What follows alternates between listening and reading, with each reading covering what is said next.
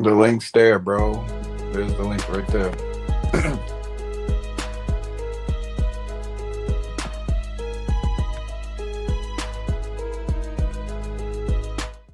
All right, the link is in the comment. The link is in the comment. Let's see.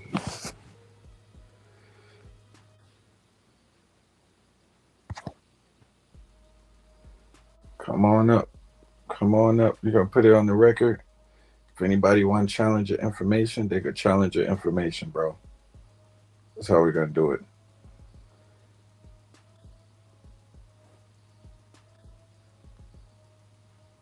The link is there. The link is in a comment. So let's see what you got to say. The question at the forefront is if the New Testament, the Gospels, is in alignment with the Torah. Reason being, that kind of stems from the Quran verse in chapter 5, Surah Al-Ma'idah.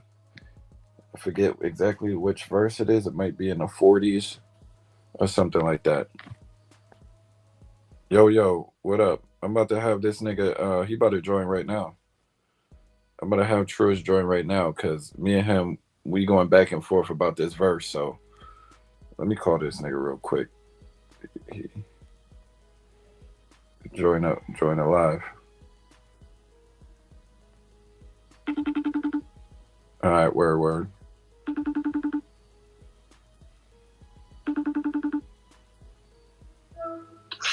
Yeah, I'm coming in now. Give me. Now, hold on. All right. Let me get on the computer then. Shit, we're gonna get on the computer and bring up this motherfucking verse. He already know the angle I'm coming from. Already know the angle I'm coming from, so you lucky. I should have surprised you with it. Yo, what up? Good. Yeah, no. So, do you want to just leave off from where our text conversation was, or you want me to kind of give a little background to the conversation? Go ahead, give the background to it. Okay, so pretty much this conversation is centered around asking whether or not there's any like evidence of the Trinity or the Trinitarian argument in the Torah, right?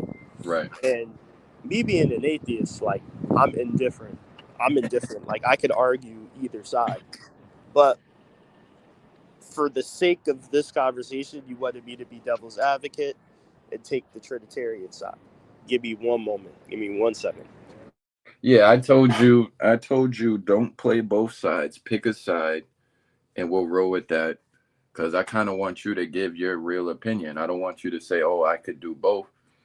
I want Well, you. my real opinion is it doesn't support it, because my real opinion is the two books should not be together because they were written centuries apart, just like the Quran's written centuries from the Bible. None of the three books should be tried to be mashed together. All three of them have problems when you try to put them together. So me as an atheist, I'm gonna argue the negative, but I can make the arguments that Trinitarians make to try to connect the Torah. Like I can explain to you what their arguments would be and how they are logical to a degree. But me just being the historian I am, I know the shits were never meant to be together. So that's where I'm saying personally, like, if you want me to talk about my beliefs, I could do that. But if you want to hear the Trinitarian arguments, I can break the Trinitarian arguments down.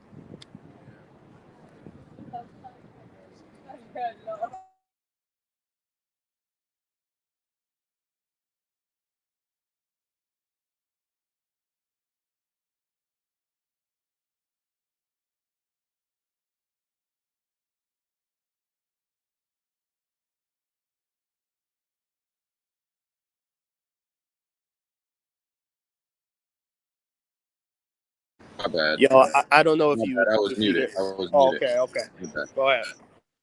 Now, I was just gonna say you brought up a certain verse though to support the Trinitarian.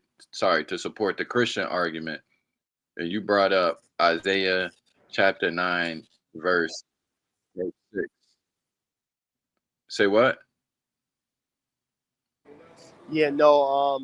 I brought up that verse from Isaiah and that verse from Psalm, um, because you asked the question about whether or not uh, the Messiah is spoken as divine in the Torah.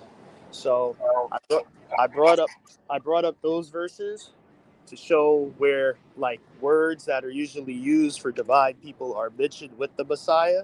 However, I actually agree with what you were saying in text that every time you see the word God or every time you see the word Lord in Jewish thought, it doesn't necessarily mean something divine is going on. That's fine. But this is why in Trinitarian theology and just straight up in the New Testament, Jesus has two natures. He's called two things. He's called the Son of God and he's called the Son of Man because he has a essence which is divine, and then he has an essence where he's fully man. So he's fully man and he's fully God at the same time. So we know through verses in the New Testament, the Son of God exists before Jesus ever comes to earth through Mary. So the Son of God, Jesus, he existed prior to being born. Once he's born, he's, According to the New Testament or the yeah, Old? according to the New Testament. I'm talking about Jesus. Jesus ain't in the Torah. So I'm talking about Jesus. Jesus, once he's born through Mary, now he's the Son of Man because he was born. The Son comes to earth in human form. So Okay. in his human nature, this is where he walks the earth and sacrifices himself, which is what makes him the Messiah because he sacrifices himself for the world. That's what makes him the Messiah, his sacrifice as a man. So why did you say that this verse right here, 9:6, is showing Jesus as divine? I'm showing you that some Trinitarians and some Christians will make the argument that those verses point to the Messiah being divine, right? But I'm saying the Messiah doesn't need to be divine because Jesus isn't even divine when it comes to his form on earth. The Son of God purposely made himself in human form so he can be a sacrifice. You see what I'm saying? We know he existed prior to being here. I can show the verses where it says he existed prior to being birthed through Mary. Well, But we gotta kind of give more context because this all started with the Quran, or at least sort of well, chapter yeah, 5. I'm not gonna try to make too much of a strong position with the Quran because I know a little bit, but I don't know strong enough to be speak as confident as I can with the New Testament and Old. But I can tell you for a fact in the New Testament, he's referred to as the Son of Man and the Son of God. And that lets you know he has a divine essence and he has a Okay, fully human essence. you could give your Christian perspective. I'm gonna give the Quranic perspective Yeah. because we were talking about basically if the New Testament or the gospel is in alignment with the Torah. And the reason why we brought that up is because that's the criterion that the Quran bases itself, or at least the criteria that the Quran puts forward, that this Quran is basically in alignment with the message before it. Muhammad comes with a message. It's in alignment with the message of Isa or Jesus, and Jesus's message was in alignment with the prophets before him. I'm trying to find the verse. Do you remember what verse that was? I forgot the verse. But Okay, well, I'm gonna break this. To me, though, when I read this, it say For unto us a child is born. You would say that child is Jesus, right? It's talking From about the Messiah. What is this? This is from Isaiah. yeah.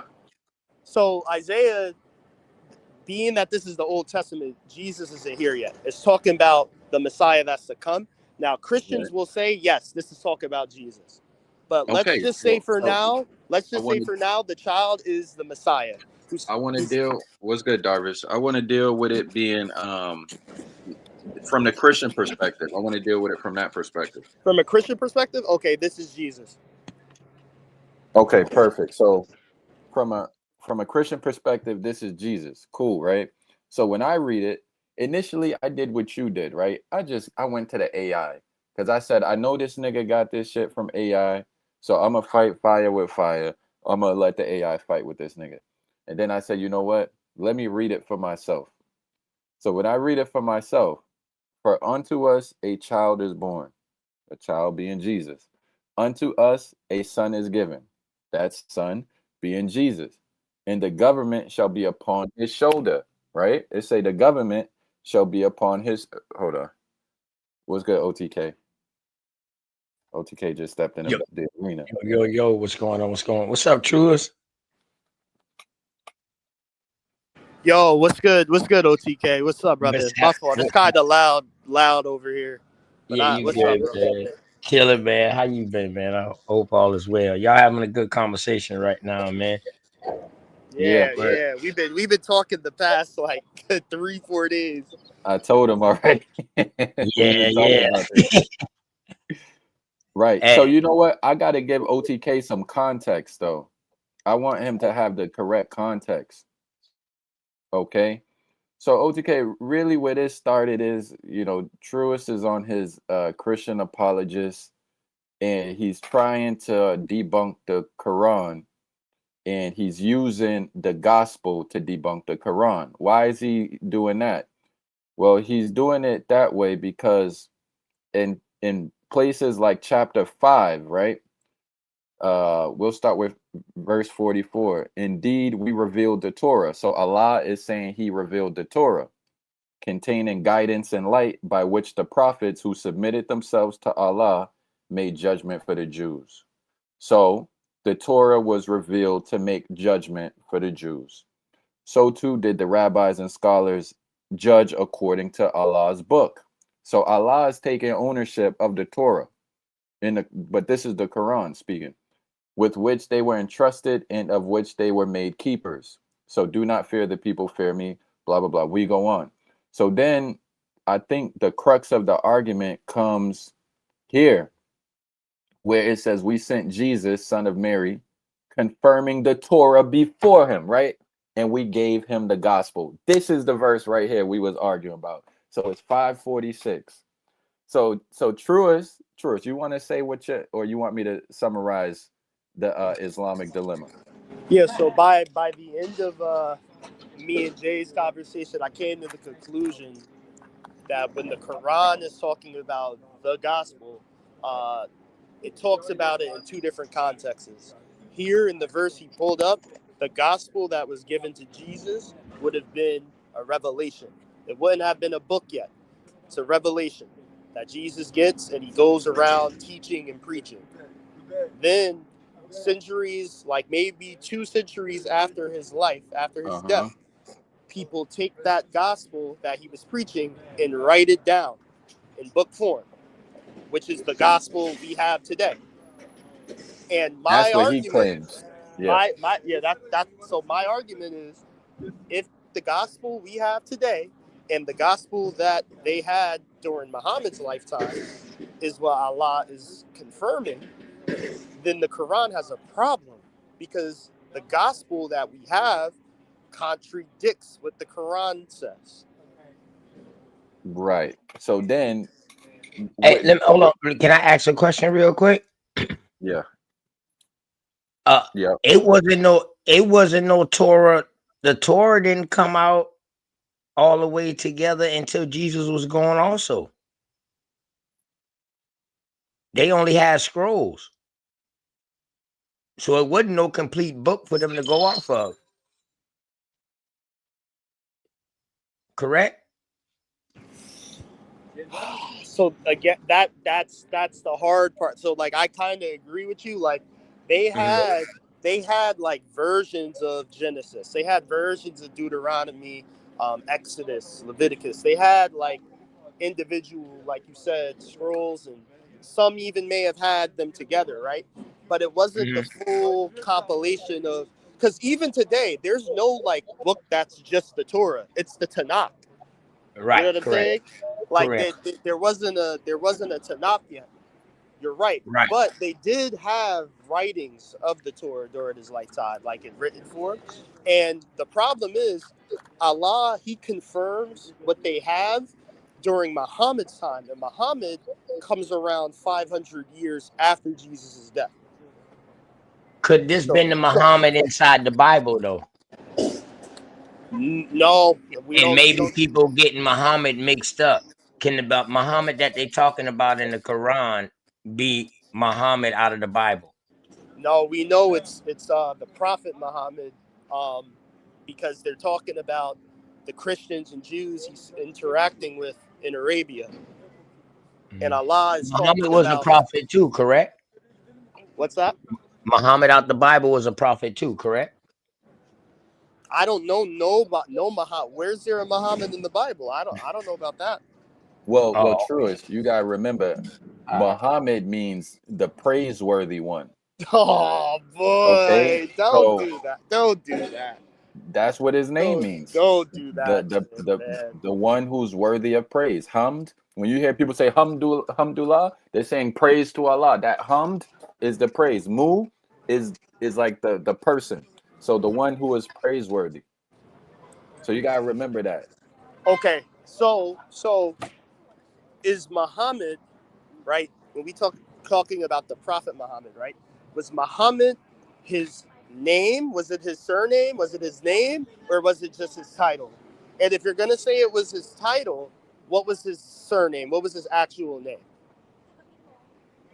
These Arabs, they be having long names, man. It could be Muhammad ibn this, ibn that. It could go on and on. I'm not Yeah, 100% sure. because I'm gonna say, even if I concede to your point, maybe there was someone called praiseworthy in the Bible, but that would have just been their title. That person would have had an actual name. He would have had an actual Hebrew name, or he would have had an actual Greek name, or an actual Roman name. Muhammad Mm-hmm. wouldn't have been his name. Muhammad would have been his title. Mm-hmm.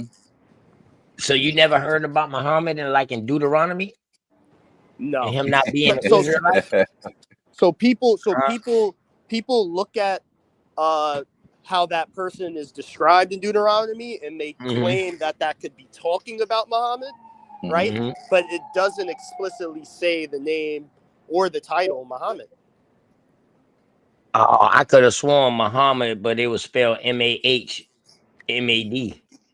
Even your boy Solomon had songs containing Muhammad. Yeah, I mean, you might You know, I think know of what you're talking about. You talking about those people who refer Moses as like Muhammad. You know what I mean? I understand that part, but um, yeah, yeah, because Muhammad like was me not and an Jay, we was Israelite, looking so like he was one of the prophets. Now, I mean,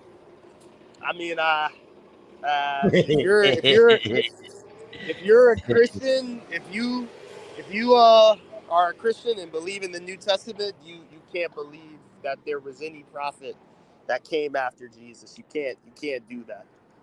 yeah, no. I ain't saying he came after Jesus. I'm saying he came before Jesus.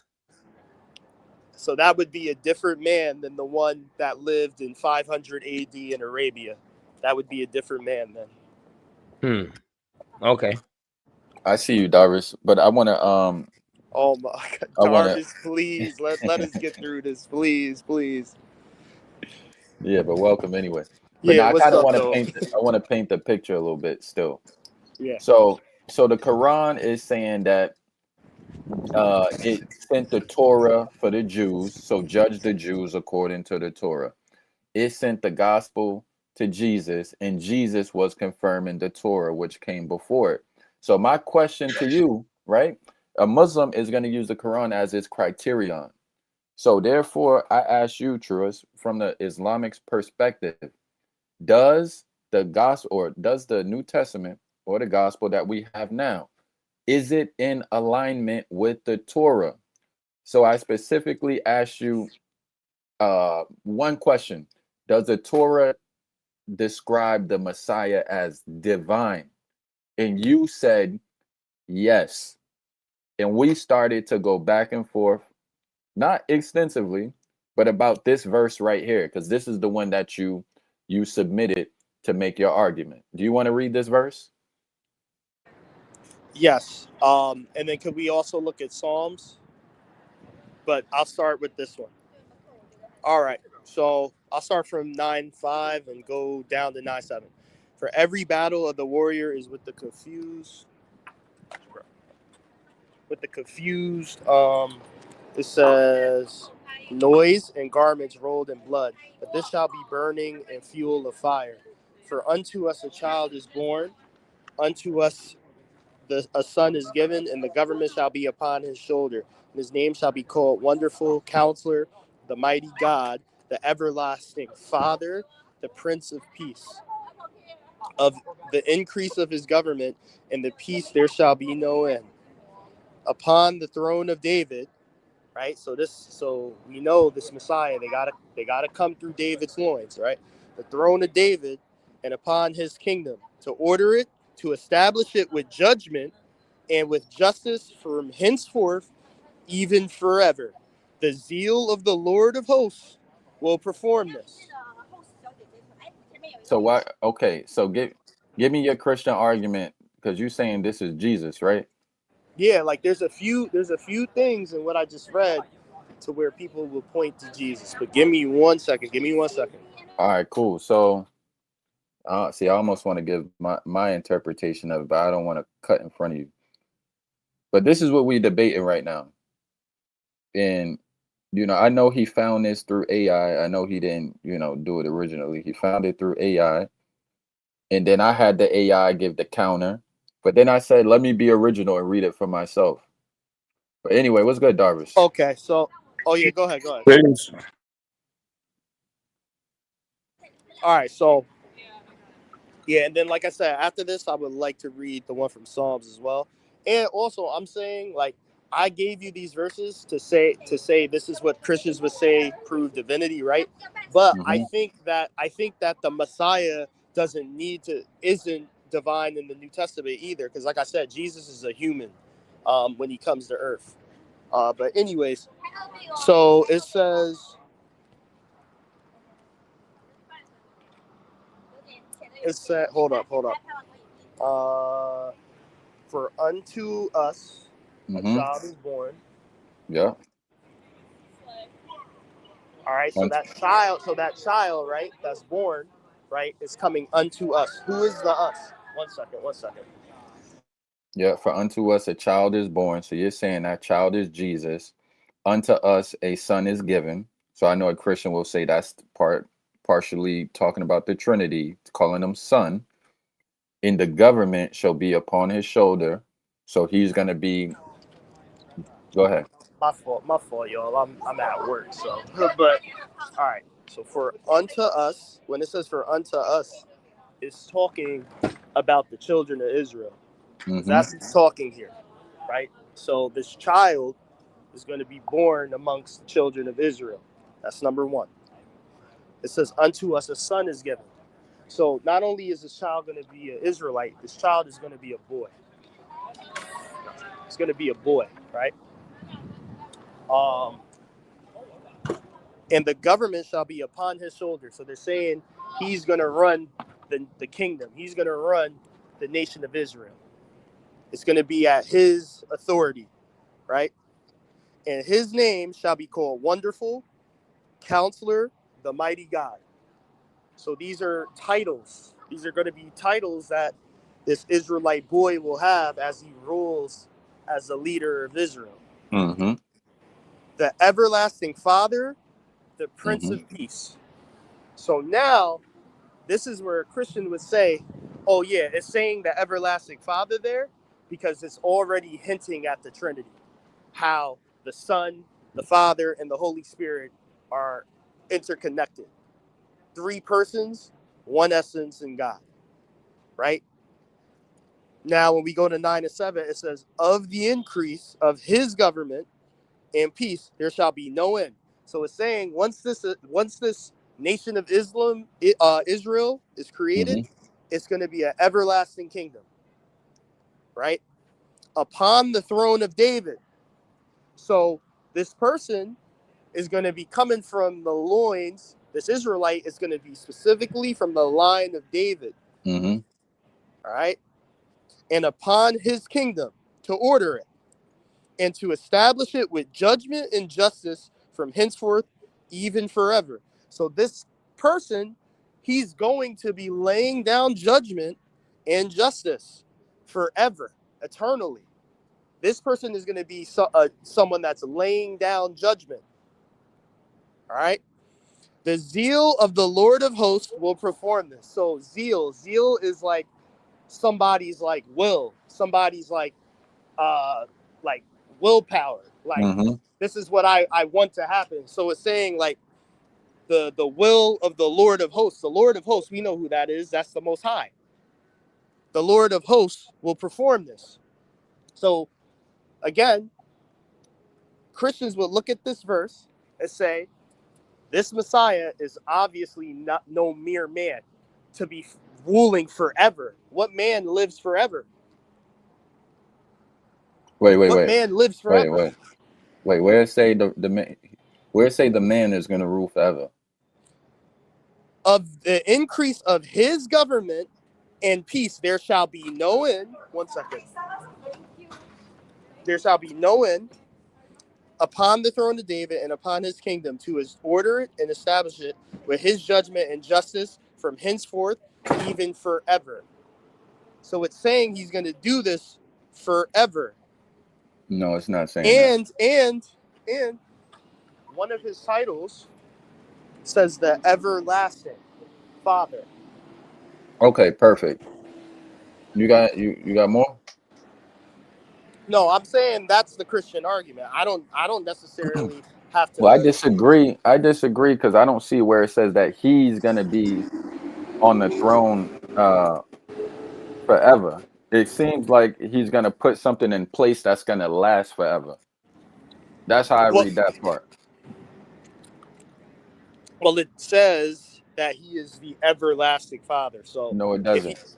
Okay, so wait. Did you read Isaiah? You want me to read Isaiah 9 and 6 again? It's right there. Read it again, nigga. No, it don't say for that. For us, unto us a child is born. Yeah. So we're talking about this child. Unto us a son is given, and the government shall be upon his shoulder, and his name shall be called Wonderful, Counselor, the Mighty God, the Everlasting Father. Let's stop right there. So we're talking about the same person. Yep. And his name is the Everlasting Father. Sure. And if we go to the Hebrew, there's probably an even more definitive word than everlasting. But in English, that's not the problem. I'm saying it's clearly speaking about somebody. No. All right, go ahead, bro. That's not the problem. The problem is not whether it says the everlasting Father or the mighty God. The problem is your interpretation, because it's saying that he's going to be called that. So people are going to know him by that, right? Just like Christians know Jesus as what? God. But that doesn't mean that he is that. It's telling you when this nigga comes, these are the names that he's going to be called by. These are his names. It's not saying that when he comes, he is the everlasting Father or he is the mighty God. No, it's just telling you when this prophecy is fulfilled, these are going to be the names that he's being called. You see the difference? Because that's what it says. In his name shall be called. This is what he's going to be known by. So to me, this is actually predicting the Christian doctrine. It's telling you there's going to be people who know him as God, or at least call him God, the everlasting Father, the mighty God. So explain when it says of the increase of his government and peace, there shall be no end. Right. So Upon the throne. when this Messiah comes, he's going to establish something that lasts forever. Okay. It's talking about him actively doing it because there's a comma. That's not the end to it. It says right after that, upon the throne of David. So he's going to be there. Mm-hmm. And upon his kingdom to order it and establish it with judgment and justice from henceforth even forever. So he is going to be actively doing these things. No, that's you saying that. That's not It what it says says. he's going, it's okay, but it says to order it, right? It says upon his kingdom to order it. It's saying that he's ordering it. It says his kingdom to order it. And there's a comma, there's no period. How are you interpreting to order? To order, he's going to be the one carrying out these things in the verse. Okay, the way I interpret He's this, actively doing it. here's how I interpret it. Of the increase of his government and peace, there shall be no end. So this will always trace back to him. He's going to be the one responsible for it. Upon the throne of David. Okay, so he's following in the footsteps of David. David came before him, so now he's establishing this upon the same throne. He's stepping right into this same role, but he's coming after David. And upon his kingdom, to order it. Now, to order could mean a few different things, but to me, when you order something, you putting that shit, like you're establishing it in order. Like, I'm gonna organize it. I'm gonna make it right. So to order it. Yeah, And but order is an active word. let me It's not finish saying, it. Let yeah, me go finish. ahead. To order it. To put something into order means to set it right. To order it. Right? It's someone else, if they want to be a smart I ass, would they agree can with you, say, but after it, it says the word you're looking for is established, and that's right after to order. okay, perfect. If someone wants to be a smart ass, they could say that order could mean to request something. We know it's not that.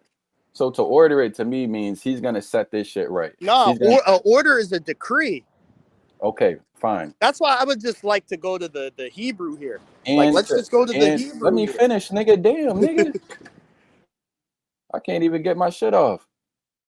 All right. Of the increase of his government and peace, there should be no end upon the throne of David and upon his kingdom, to order it and to establish it with justice. So he's putting this shit down. With right? judgment and with justice. With judgment and justice from henceforth, even forever. So whatever he's gonna put in, so whatever he establishes and puts into place, this is gonna last forever. It's not saying that he has to physically be there doing something actively forever. It just means that this shit is gonna last forever.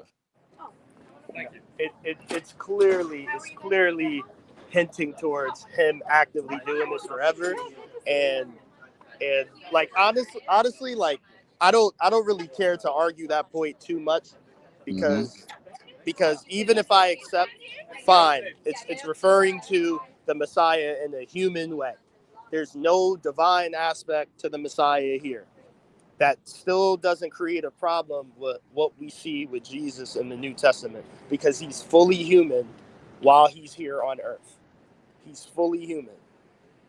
Yeah, no, So that's still not a problem. I'm just giving you a different perspective, how someone could interpret it different. Yeah, like if you're not a Christian. No. I agree with you, because I make those same arguments when I'm arguing with Christians. As an atheist, I make those same arguments, but I'm also giving you how the Christian argument could make sense. Like, it's not like their argument doesn't have any logic. Well, let's see what OTK think, because OTK been just sitting patient. He just listening to us go back and forth. Yeah, I definitely see it when I read verse 6. I definitely see like these are all different titles that this person could be called. Yeah.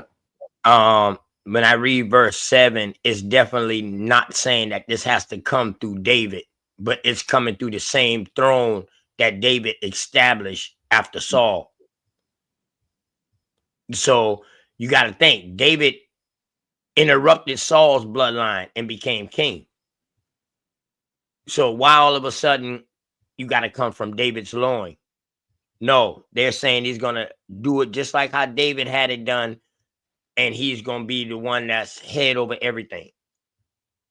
That's what I'm getting out of this. And they're saying like this is the continuous order that should happen from now until the end of existence. Right. Right. Right. And it And could that would be. make sense. And that would make sense because now we see why the Bible calls so much bloodshed over there, because they always claiming ties to these royal bloodlines so they can keep themselves on the throne. So that's what I get out of it. But go ahead, y'all. Good conversation, though. Yeah. Yeah, yep. Yeah, no, OTK, you're correct. This is 1,000,000% talking about a kingdom that's supposed to be everlasting, and that's exactly what in the book of Revelations in the New Testament. That's what they say Jesus is supposed to do. When Jesus returns, he's supposed to be establishing this kingdom in the same vein we see it being described here. This is what the book of Revelation says he's going to do. Yeah, I think see, if I'm arguing from the Quranic perspective, or even like an Ebionite perspective, I'm saying, you know what? This is about Jesus, son of Mary. However, it is not an affirmation that Jesus, son of Mary, is God, but it does prophesize correctly that people in the future are gonna see and know Jesus as God, whether he is or isn't. Because being called something doesn't necessarily mean that you are that, but people can know you as that, right? So people can know me as the fucking, I don't know, the greatest boxer of all time, and I only beat up 2 niggas in my neighborhood. You know what I'm saying? Like, you could know someone as something. It's how you identify them, but it's not necessarily declaring that he is that thing, right? So he shall be called Wonderful. He shall be called Counselor. He shall be called the Mighty God. But He Jay, shall be you called. need to understand and who's talking and who they're talking to. This is the children of Israel giving a prophecy to the children of Israel, right? Copy that. The children of Israel would not co-sign false titles. He's saying that the children of Israel are going to call him this in the future, or whatever the case may be. Usually, if it's something dealing with a false title, they make it clear this person is going to be called this, but Mhm. they're going to be mistaken for calling them this, or they're going to be called this in error, or they're disbelievers for calling them this thing. But here, he's co-signing. He's pretty much co-signing the person being called this based off of the things they're going to do in 9:7. Yeah, but you gotta realize I'm not arguing as a Jew, right? I'm not arguing as a I know, Jew. but I'm I'm saying arguing as the an speaker. Islamic perspective. But I'm saying the speaker is a Jew, so you have to keep that in mind. That who the narrator here is, Right, but you and got to realize a Muslim don't necessarily 100% agree with a Jew or a Christian. so you can't use this verse to make your point then. I And didn't then use the verse. You used it. no. I'm saying a Muslim would not be able to use this verse unless he wants to use the perspective of who's speaking. And then also, furthermore, I don't know How why a Muslim would. you outline a criteria of what I could do or can't do? Okay, because what I'm saying is you would have to remove context of who's talking and who he's talking to No, make the because argument. when I look at real life, this still applies. Like, let's say, according to you, the Christian perspective, this is Jesus, right? Let's say it is for a fact. This is him, because we don't fucking know, right? It ain't the end of time yet. We only going by belief. Let's say that this is him. In truth, in the world we even see today, people call Jesus God.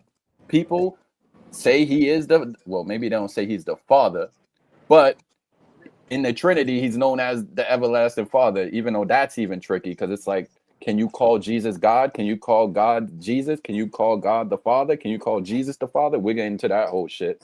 But in truth and actuality, Jesus is known by these names. So if this prophecy is true and correct, it matches up with reality. People do know him as that. So it to me, it still holds as true. Now, Right, right. Jew is going to say, But where the debate is nobody's saying that people don't know Jesus as these things. Everyone agrees with that. But the debate is, are you saying that this is saying they're wrong for calling him that? That's the question. Is this verse saying that they would be wrong for calling no, him the that? verse is simply saying what he's going to be called. Go ahead, Okay, Darvish. Go ahead. okay. So I don't have a Peace to the problem with that. gods, man. Hey man, let's I gotta do this quick because I'm on commercial, right? First Yeah. of all, we got debating the Christian point of view or the connection between the Quran, Torah, and or say the Bible and the Quran. I'm trying First, you want I to don't explain know it? because I don't know personally. Like, I don't know if a Muslim would accept this at all. Because Jay, let me ask you this: Do Muslims believe that the Messiah, who we know the Muslims call Jesus the Messiah too, do they believe that Jesus is going to do Isaiah 9:7 says? Do Muslims believe Jesus is going to do what Isaiah 9:7 says? yeah, but Isaiah 9 and 7 wasn't talking about Jesus though. I think No, Kareem, no, that's no, what what they're up, no, trying no, to no. read. Kareem? This verse. Hold on, I'm asking Jay because this verse is about the Messiah, and he knows that in the Quran the Messiah is Isa. So I'm Yeah, but there asking were him. many messiahs though. Hold on. No, no, no, no.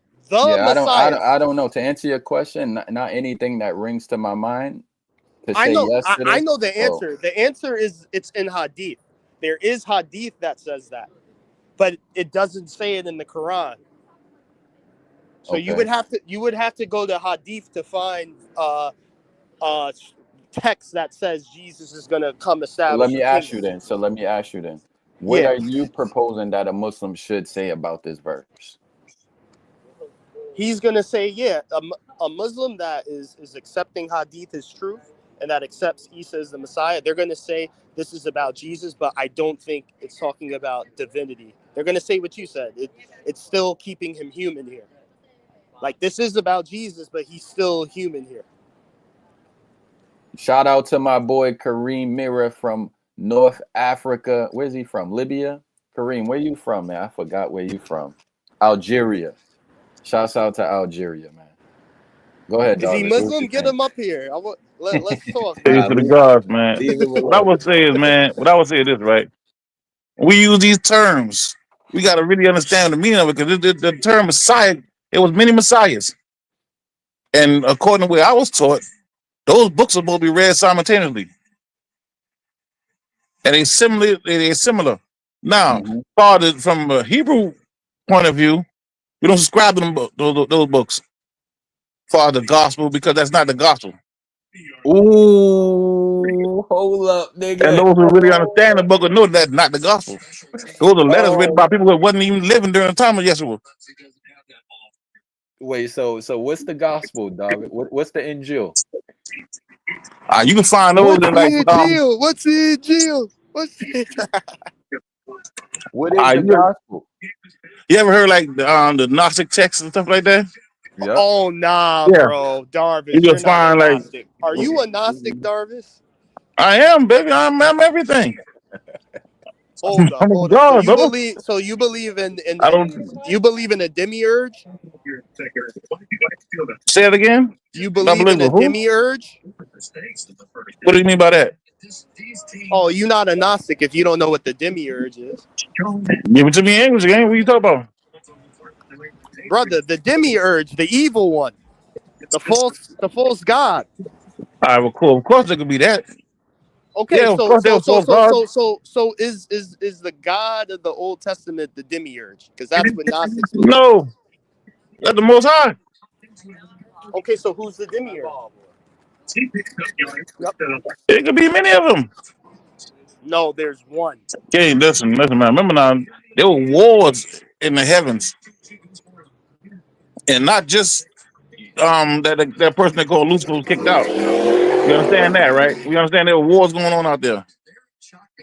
Many people on Earth also start pushing things that wasn't part of I can say what we would call now Judaism during those times, even during the time of Isaiah, whatever. In fact, amongst Israel, there were wars going on Remember, after Solomon stepped down, his kids were going to war over who could be over Israel. Darvish, Well, let me ask you, how do you view Jesus? Do you view him as like a heretic, like someone who went AWOL, went crazy, and started preaching some nonsense? Like, how do you view him? Lucifer. Oh, okay. Okay, you are a Gnostic. You are a Gnostic. So you're saying he's the he's Antichrist? no. You think No, you're I calling ain't him a Antichrist. Lucifer because you're saying he's a light bringer, right? Because the attributes are the same. Yeah, what is that attribute? Bringing light, right? To bring up light, the one sitting on the right hand side of God. Oh, okay, so When he meditating, he was dealing with himself. That's what you do when you meditate. And who was he talking to? so then you think Jesus was preaching correct teachings then? Because if you think he was bringing light, then you think he was preaching correct teaching. No, he was called. That's an attribute. I ain't say he was bringing light. That's an attribute. That's what they How called can him, to bring a light. Lucifer A means light bearer. light bringer? It means light Yeah. bringer. Yeah, so do Jesus. Okay, It so also he means the brought same light. thing. He was telling the truth. No, that don't necessarily mean telling the truth, bro. Oh my God, bro. The serpent in the garden was telling the truth. Oh my God. And yeah, Gnostics believe the serpent Yeah. was a Lucifer too. But he wasn't Lucifer though. He was what they call another god or Elohim. Bel was Elohim. All of them were Wasn't Elohim. Lucifer a fallen angel? Right? No, he wasn't one of the fallen angels, but a lot of angels fell. The Bible says, I saw Lucifer fall out the sky like a bolt of lightning. Yeah. All right, that's a fallen angel. No. Wow. This guy who the fallen angels, those were the watchers. Lucifer went back and forth. Anytime the Most High came down and called amongst the people, who was he holding a conversation with? Lucifer. When the issue happened between Adam and Eve, why they wasn't mating, who did he call on? Lucifer. Lucifer had a job to do. He came and did his job. Lucifer is a Christian title. It's not ideology. one person. It's a title. I follow what I'm saying, King, right? A Christian ideology, right? From that ideology, they paint him as that. But if you really read the book itself, right, and you realize he was doing work, he was sitting down to do that. He was put on this earth because to be judged, and he sent him out there to judge. Same thing he did with Job. Same thing he did with Abraham. Those are the conversations they were having. He wasn't an enemy of the Most High. That's a Christian ideology. Read the book yourself, you'll see. Another thing you remember too now, during the time of Isaiah, that was like during the issue going on with them in Babylon. They were talking about the person that was coming. That was Jeremiah, the young boy that was coming. Jeremiah in Hebrew. Wait, hold on. Similar. So you saying Isaiah is talking about Jeremiah? Yeah. And then why did Jeremiah establish a kingdom? No, what he did he corrected the rule. Remember now, everybody was fucking up during those times. A lot of people doing things out of character. A kingdom, though. Yeah. He corrected one. Yes. Oh my God. He was a judge. He was sitting there to judge. Yes, that's who the fuck he was. Read the book, King. I'm talking without the influence of any ideology, like you say, Hebrew, without a Hebrew, without a Christian, without whatever. I mean, you read yourself. And then tell what you get out of it. It says the Quran presents the Jewish return to the Holy Land as a temporary event. It specifically notes the possibility of expulsion based on conduct and divine ordinance. Yeah, because he came to the war. Jay. So Jay, to address what you just pulled up, that's what I'm saying. I don't even think Muslims would agree with Isaiah 9 and 7 unless they go to Hadith. I would ask the AI now, is there a Hadith? Yeah, but all Muslims don't deal with the Hadith. Right. I know. Remember, it was split between after my man died. So those different factions, all of them deal with Hadith. Darvis, hold up. Jay, what I'm saying to you is, The only way a Muslim would accept Isaiah 9-7 is if they use hadith. But if they're Quran only, there's nothing in the Quran that backs up the prophecy in Isaiah. Okay, I ain't got a problem with that. So, Darvish, what's the gospel, man? The gospel is a revelation that the Yeshua character supposed to have brought. Basically, the teaching that he was supposed to have brought during that time. Yep, But I if you agree with that. if you read the New Testament, it really don't say nothing much about him teaching. There's other people who wasn't around writing about him, So you feel and like they it write got letters lost? to other churches. Wait, you said the New Testament don't talk about him teaching? No, not really. Don't really get in depth like in the way the law and all that he's supposed to brought according to the gospel. You's a damn It is. liar. You's a damn liar. All right, man. You Fuck need it. to Who is? go All read. right. Well, who is Paul writing You need to to? go read. Who was Paul writing to? Was Paul writing to Israelites or Hebrews? Or Paul was he writing to Romans? writing to humanity. No, he was writing to Romans. He was writing to humanity. During the same time, Roman had just overthrew Israel. He was a Roman. They was under occupation. So They was what? being occupied by the Romans. So what? He was a So Roman. what? He was writing these what? letters to other Roman churches. So what? They wasn't around at the time of Yeshua. Roman captivity. So what happened to the No, gospel? he was a the real Roman. He wasn't in Roman captivity. He was a Roman. He converted into that. That's why they call the New Testament. What's the Testament? A contract. There was a new contract. What's the old one? And who the old one with? Yeah. If the old one been with the Most High, the Creator, Allah. Then who the new one with? Darvish, you're incorrect. A testament. Dang.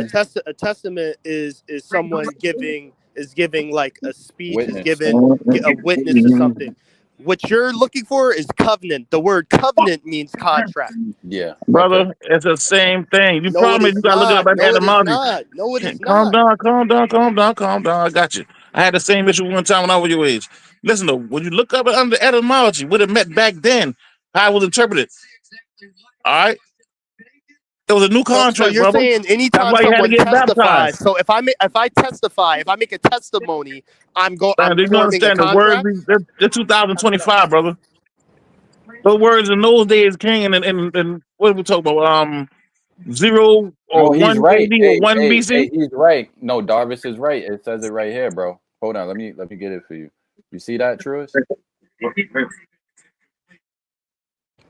Yeah, it's a formal declaration of a person's will, especially regarding the disposal of their property after death. In religious and biblical context, testament refers to a covenant, agreement, or pact between God and humanity. Or a piece of the God, then, King. Now we Right, understand it. right. All right, so when we get to that part of the book, remember now, the gospel was never really part of the so-called Bible. Yeah, but where does this say All right, contract? so when we came up with Where does it say contract, though? testimony, brother. Testament, excuse me. The testament. It was a New Testament. It's a new contract. But Why do you go where right does new? that say contract? It means that, brother, in those days, that's what it meant. Remember now, you talk about the 300s. Man, read the thing on the board, man. I think my man put it on the board. I really can't see what to say, but it's the etymology thing. I understand. Right, whatever. I'm Yeah, not you look at it. Yeah. We stumble over that. He got you But on it's that. Hey, important. bro, he got you on that. Just give him his props. He got you on that, Truist. But it's important so we get a good understanding of what's going on. Now but we dealing with Rome. You didn't tell me what happened to the authentic gospel. What happened to the authentic gospel? They didn't put them in the book, bro. That book that we got now is a Roman book. And they made that law throughout the Roman Empire. And it's what they call civil law right now. And Uniform Commercial Code all come from that book. The maximum all that came from the New Testament. And it pushed throughout the whole empire. Even United States. Even today. Right. So you saying our law is based on the New Testament? Yeah, certain all the ecclesiastical laws. Like you got the older law, like natural law and all that. They're based off the Torah. You call that common law or God's law. We got different other parts of law, such as civil law and municipal law. You got customary laws, stuff like that. They came basically from the New Testament. Mhm. So Darvis, where can we find the true teachings of Christ? Where could we find that? Depend, man. Christ is the title, brother. Okay, of Which Christ you Jesus. talk Where can we about? find the true teachings of Jesus? There was no J. There was no Jesus. Where can we find the true teachings of Yeshua? Maybe that shit is a lie. You ever thought of that? Because nothing don't add up. There was no J, so it couldn't be no Jesus. We understand Okay, Christ is what the about goddamn Yeshua? title. What about Yeshua? Yeshua also could mean Jeremiah. It also could, it also meant Oh my listen, God. Joshua is also Yeshua. What about Isa? What about Isa?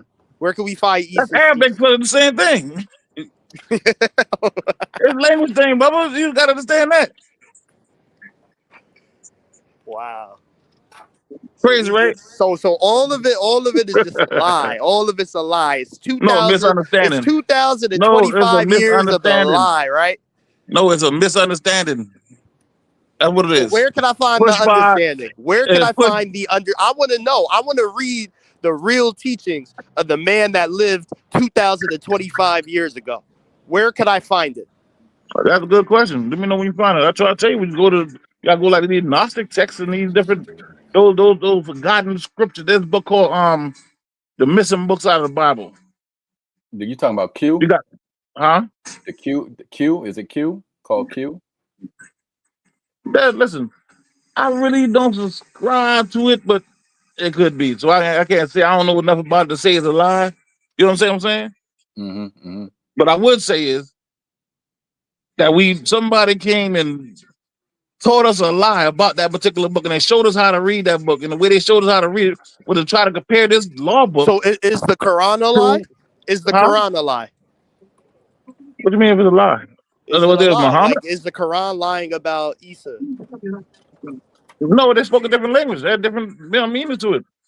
So like Okay, with so like the your name, Quran. like So the so my Quran is title. accurate, right? No, I'm not saying nothing accurate, King. I ain't do enough study on the Quran to say whether it's accurate or not, bro. But I do understand that there was a war going on around the I time that thought you was a Quran Moor. came I about. thought you was a Moor, bro. I am a Moor. So what the fuck? So what you mean you ain't read the Quran? You ain't study the Quran? What do you mean? I said I don't know enough about it to say whether that version that we reading or dealing with is accurate or not, because it was all transliterated. But you talking about the gospel though? Because I know more about it. I did a lot of depth study on that. Alright, man. What you want me to tell you a lie? I don't lie, bro. Wait, Trush, you said you believe Jesus was a quack, right? This is what you said, right?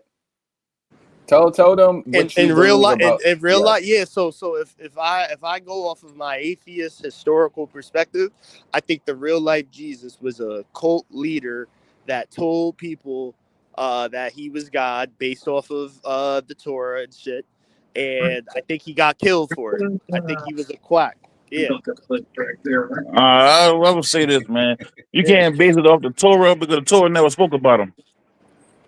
Yeah, and they never spoke of Muhammad either. So I mean, No, I never say it spoke about niggas him either. form people form cults all day. Yeah, Jim because these people we Jones talking formed a about cult. wasn't around in them times. But they were cults. What we call right now, we would call a lot of them shit cults, man. And in fact, during the time of the fall of Jerusalem, there were three major cults going on right now. What they call fucking what term they use for basically like radical motherfuckers out there. You had the boy following Elijah. You had the boy following the Bobby Cat. Oh, he cut out.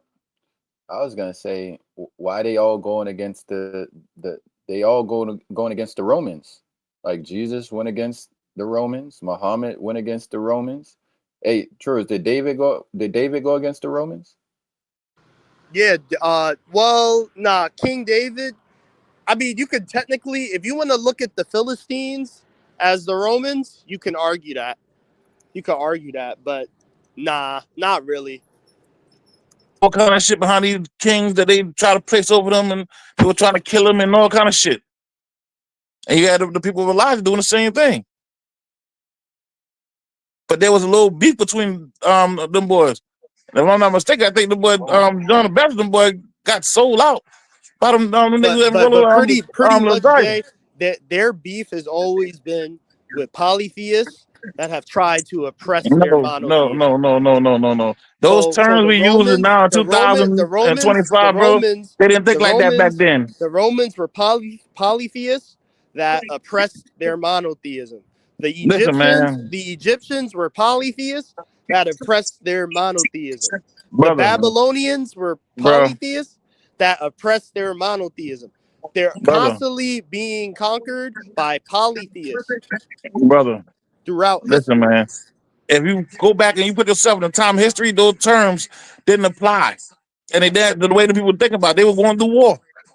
They broke Yeah, and that's laws, where we have to and use God our sent somebody. brains. That's Listen, where we bro, have to use our brains bro. and understand what words mean, and then look back at history and apply I those know, but you words. got to make sure your brain is qualified to make that assessment, though, King. Without the right training, you ain't qualified to make that assessment. You can't see me. Exactly. What I look like going to a science lab and split atom. I don't know nothing about that shit. Right. So you wouldn't ask me to go and do no shit like that. So if you ain't qualified, dog, why would I ask? Think about it. And why would you? Because obviously you ain't really got all the facts down yet. So the Romans were polytheists. Man, listen, man. Romans was a bunch of different nations, bro. All Oh my right, god, bro. consolidated. All right, and they set up a fucking empire. I'm not talking about the kingdom of Rome. I'm talking about the empire. Mm-hmm. The law that they put out was what we find inside the New Testament. And that was throughout all the Roman Empire. Everybody dealt with just the New Testament. Anything other than that can get you killed. So why were they killing Christians? Bro, the term Christian, bro, came out later on. All right. And they try to borrow it from some people that followed Serapis back in BC times. You ever heard of Serapis? Of course. All right, the people who followed him, they call him Christos. It was like a mystery school. What's good? Epic Studies. What's good, bro? Speak to the God. Peace. Hey, Kareem, you said, don't you think being polytheist was more acceptable for other cultures? I guess so. I would say it sound good, but if you put yourself in the Roman Empire and they catch you praising something other than that, they off with your fucking head. That Bro, was the reality you of back do them know times. they were not always Christian. You do I know that, understand right? that. I understand that. Yeah, I know All that. right, so no, it wouldn't have been a But problem they if they were always polytheists. follow that particular law that they put down. But once they became an empire again, they put that What out there. law are you talking about? The New Testament, bro. The No, covenant. they were. Yes. Yes, nigga. If you was anything other than that, my nigga, you been getting hung. Wait. So the You know what they Romans. did with Wait. why you think they hung Yeshua? Did the Romans have the New Testament law in 50 BC? 50? They didn't have no power in 50 BC. All right, man. All right. They have no power in 50 BC. No, not to do no shit like that. All right, man. Word, they didn't. You are the most ahistorical nigga I've Think about it. ever During fucking that met. time, nigga, Rome was under the Moorish control. They were speaking Latin. They was speaking Latin. Yeah. Yeah.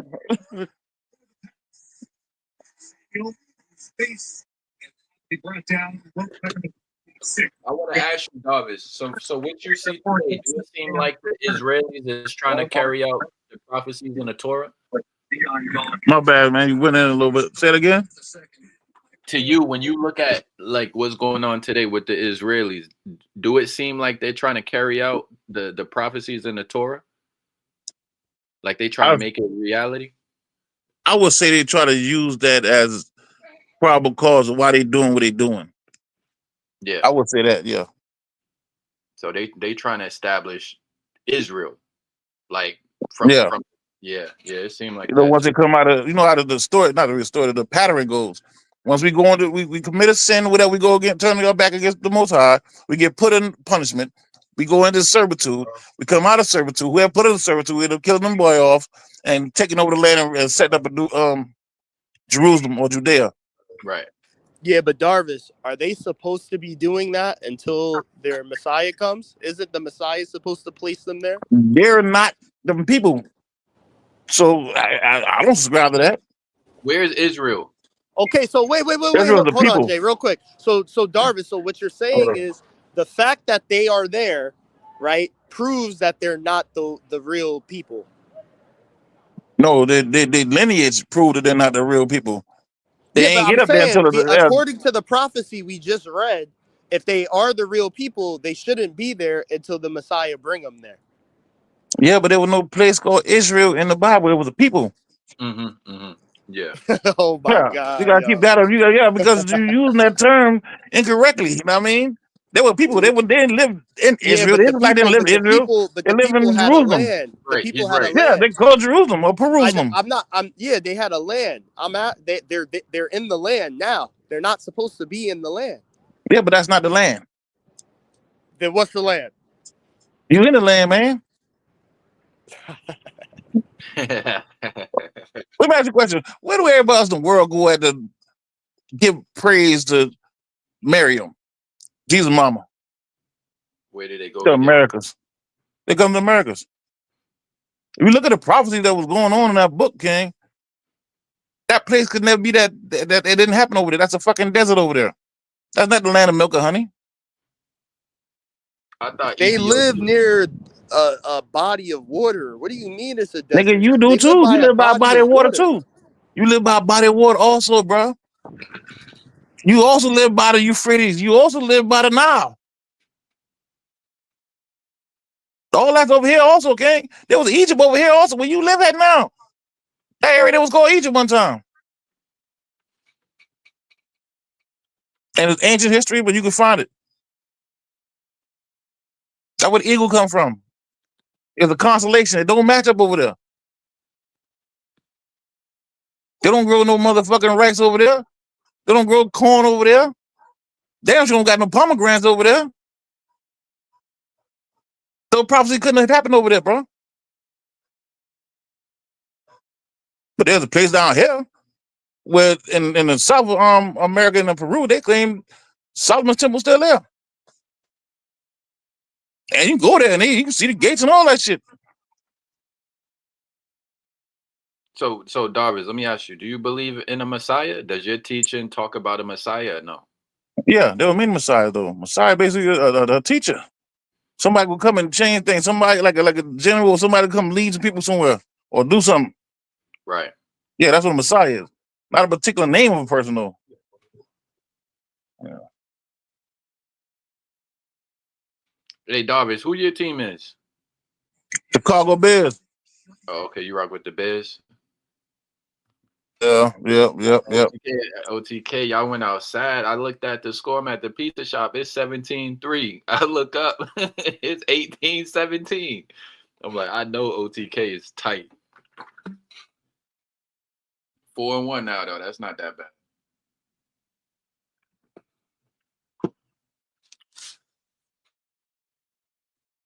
I don't know. Did we get that off, Truce? I feel like you kind of got stumped. You know what I mean? You ain't really get your shit off, man. Like you kind of got stopped in your tracks a little bit. Yeah, I mean, me and you, we can continue our conversation. I kind of got a little sidetrack and stumped with Darvis, as I always do. But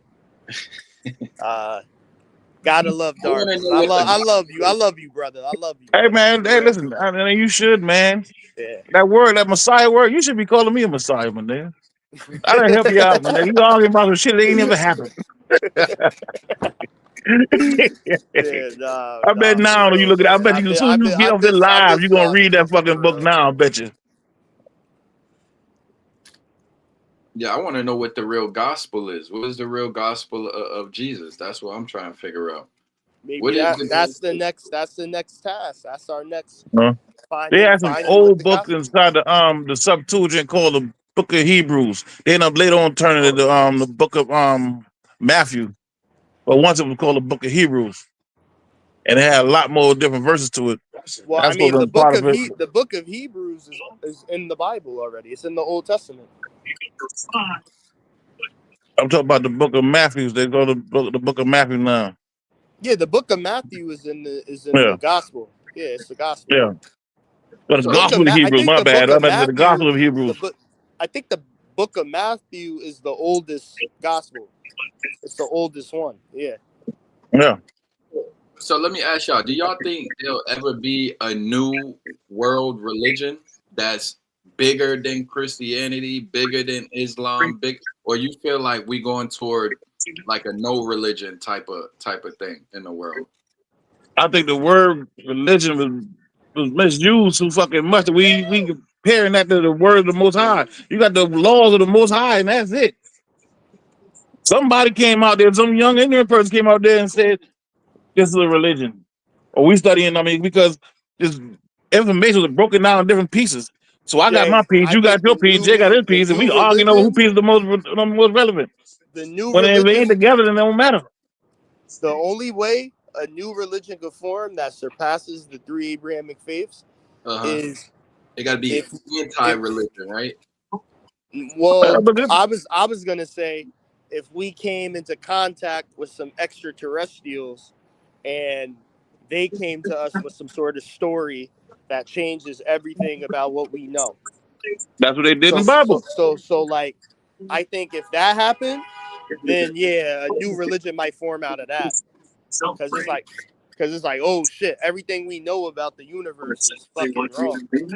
You I know? could see a religion coming saying that the Abrahamic faiths are the devil, and now this new shit is actually the truth. I could see something being like that. Yeah, but the Yeah, like term what if Abrahamic the faith, though, what the fuck is the Abrahamic faith? extraterrestrial came like, yeah, that Abrahamic shit y'all got, that was from somebody that visited y'all. No, Like, what they were dealing with it was astrology, bro. Whether you're dealing with a heliocentric or geocentric form of astrology, that's what these so-called religions based on. We named them these dumbass names like Abrahamic faiths or Christianity or Judaism or Islam or whatever. We came with them dumbass names. But if we read these books, we realize it's all about astrology. Everything. And it's all a pattern. why did the books talk against astrology? And then talk about it against astrology, but against the way they dealt with astrology. But they never talked against astrology.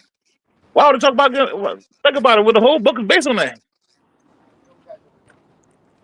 I mean, I'm pretty sure the Torah and the Quran speak against you making predictions from the stars and the cosmos and like that shit is considered And sorcery. soothsaying and all that. But wait, hold That's on. not true. That's not true, bro. Wasn't Joseph like a soothsayer? Joseph, the one who got Yeah. messed up by his brother? He got Joseph would get visions, but he didn't get Right. his visions from the stars though. But everything is, think about it now. When Gabriel came and took the motherfucking old boy Muhammad, Mm-hmm. that whole time period based on a fucking astrology. The what's the name of the damn not series? What's the name of that goddamn celestial body? It's all based on astrology, though, bro. Well, Word. That's how you find out when. I thought you was gonna say Gabriel was an extraterrestrial. Well, you can call them, but we would call them now extraterrestrials. But in those days, they called them Elohims. Christians may have called them Jesus. I mean, excuse me. They may call them angels. But hold on, Truist. But at the same time, though, don't prayer happens according to the position of the sun in the sky? Yeah. What do you mean? Don't Like you fast during under certain celestial body? right, and That's when Ramadan come. you fast during a certain time of When year. every Sabbath comes based on a body, a celestial body. Every Sabbath. You pray at a certain time of day, depending on the sun. They didn't have clocks. Nah, not in the Bible. You don't pray at a certain They didn't time of have day in the clocks, so Bible. they went by the position of the sun in the sky. Exactly. Nah. In the Bible, you can pray any time of day, man. That's a New Testament thing too. Yeah, you can pray any time of day. Yeah, according to the New Testament. And nah, that's Torah too. The Torah don't tell you Tell gotta me where. pray this time of What? day. All right, cool. But let me ask you a question. Where do they say that in the Torah? It don't tell you have to pray a All specific right, so how time. can you the Torah? As a, You gotta show me where it they says you didn't do have to that in the pray a Torah. specific time. That's what I'm telling you. Yeah, I agree with you. They didn't do that in the Torah. They didn't do that. No. That's a Islamic thing. Yeah, but see, when we left out of Egypt, remember now, Egypt, they were dealing with more of a heliocentric form of astrology. They were dealing with the No, sun god and sun worship and all. That's Them why, niggas were soon as we left out there, no. that's why the Most High said, forget about all that shit. We don't deal with that. No, Egypt He gave you was time and geocentric. They were geocentric. bro. Listen, all right, you understand what I mean by helio and geocentric, correct? Yeah, What was Amon Ra? Egypt center. What did Ra stand for? Who was He he? was like Ray, like the sun. Yeah, exactly, the sun god. Yeah, Heliocentric. Helio. What does helio mean? helio means the sun. You All think right, the cool. universe And revolves then around the Ra sun? was a god, correct? Yes. All right, so he was a sun god, correct? Yeah, and Geb And they followed was the him, earth. correct? Okay, what was Geb? Who? Geb, Geb, Geb. I'm not sure. Tell He me. was the earth. Yeah, it's dope about astrology, of course. I got you. I Yeah, agree with that. and Ra spun around Geb. Geb was the center. Who? And I didn't say he wasn't the center. That's not what I was talking about, bro. I said heliocentric. Heliocentric means the sun is the center. Geocentric means the earth is the center. I hope you know that. I do know that, bro. Okay, so they were geocentric. No, it wasn't. They were helio. No, they were not. Hey, bro. Nobody was fucking Yeah. A nobody was lot of fucking more was too. heliocentric until the Word fucking up. Listen. medieval time. No, they've been doing that shit there, man. That's why when we left out of Egypt, nigga, we had to start praying, do everything different way. Remember now, people dealing with the all right, pyramids. You understand? They're old pyramids. They based on astrology, correct, and worship. All right, and all of them based on certain. They all set based on some kind of goddamn astrological event. I would say some kind of celestial body comes over there and they mark that area. And these pyramids are all over the world, especially in the Americas.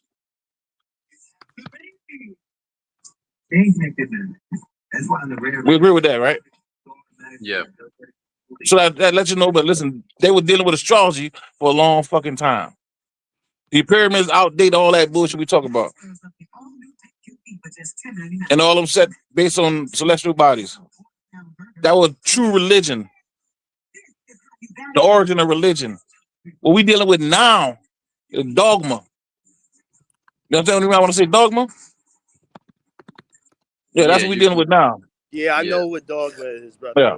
I'm hearing it. I'm hearing it right All right, now. cool. And listen, man, you the only person that came to the basketball game with a pitcher's mitt and wondering why everybody acting strange. The world ain't strange, King. You is.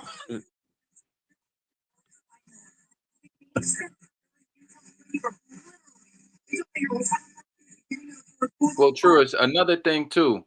Um. Okay, never mind. I was gonna give you another verse. I was gonna give you Quran 275. I gave you Quran 279 because you was trying to ask me, show me where the Quran says that the previous scriptures were distorted or changed. Do you accept the one that I gave you with the 279, where it says that they changed the previous scriptures with their hands and whatnot? Do you accept that now? To me, I thought me and you came to like when we read all of 270 down to 279. I thought we came to a agreement or at least a stalemate in accepting That it was about the Torah. that it was about people taking the Torah and creating other false books. Other scriptures off of it. Okay. I remember that. Other false books. Yeah. Okay. Because I see another one. I see 275 that says, "Do you covet the hope that they would believe for you while a party of them used to hear the words of God and then distort it after they had understood it? while they were knowing. But I know you're gonna say that's verbal. That's not scriptural. I already know what you're gonna say to that. Hey man, listen to this game getting serious, man. I'm gonna catch y'all, boy. If y'all still live when the game go off, man. No, it's all good, man. Nice talking to Peace you, to the bro. gods, man. Glad, man. Good build with y'all, boy. I ain't built with y'all, boy, in a minute, man. You already know. All Word, peace right, to the peace. gods, though. Yo, peace, Darvis. Good to hear from you, brother. All right.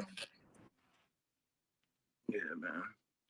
I don't know, Truce. I feel like it kind of we kind of had a stalemate with the original topics. We still trying to figure out what's the Injil, what happened to the Injil. What's the Um, Injil, nigga? What's the Injil?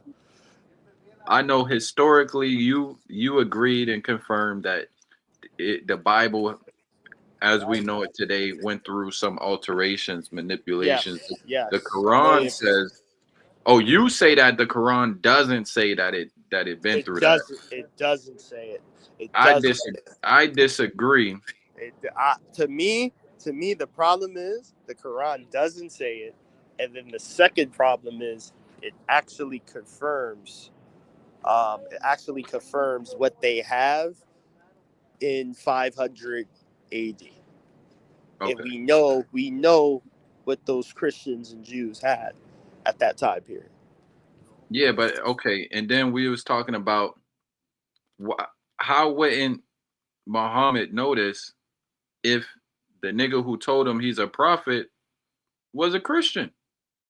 He was an Ebionite, He and we got his already looked. We views. already looked at the video where they explained that the Ebionites was the main niggas taking shit out the book.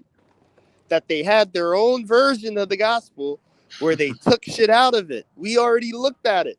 So he's learning from a Christian that is a part of this sect of Christians that went renegade.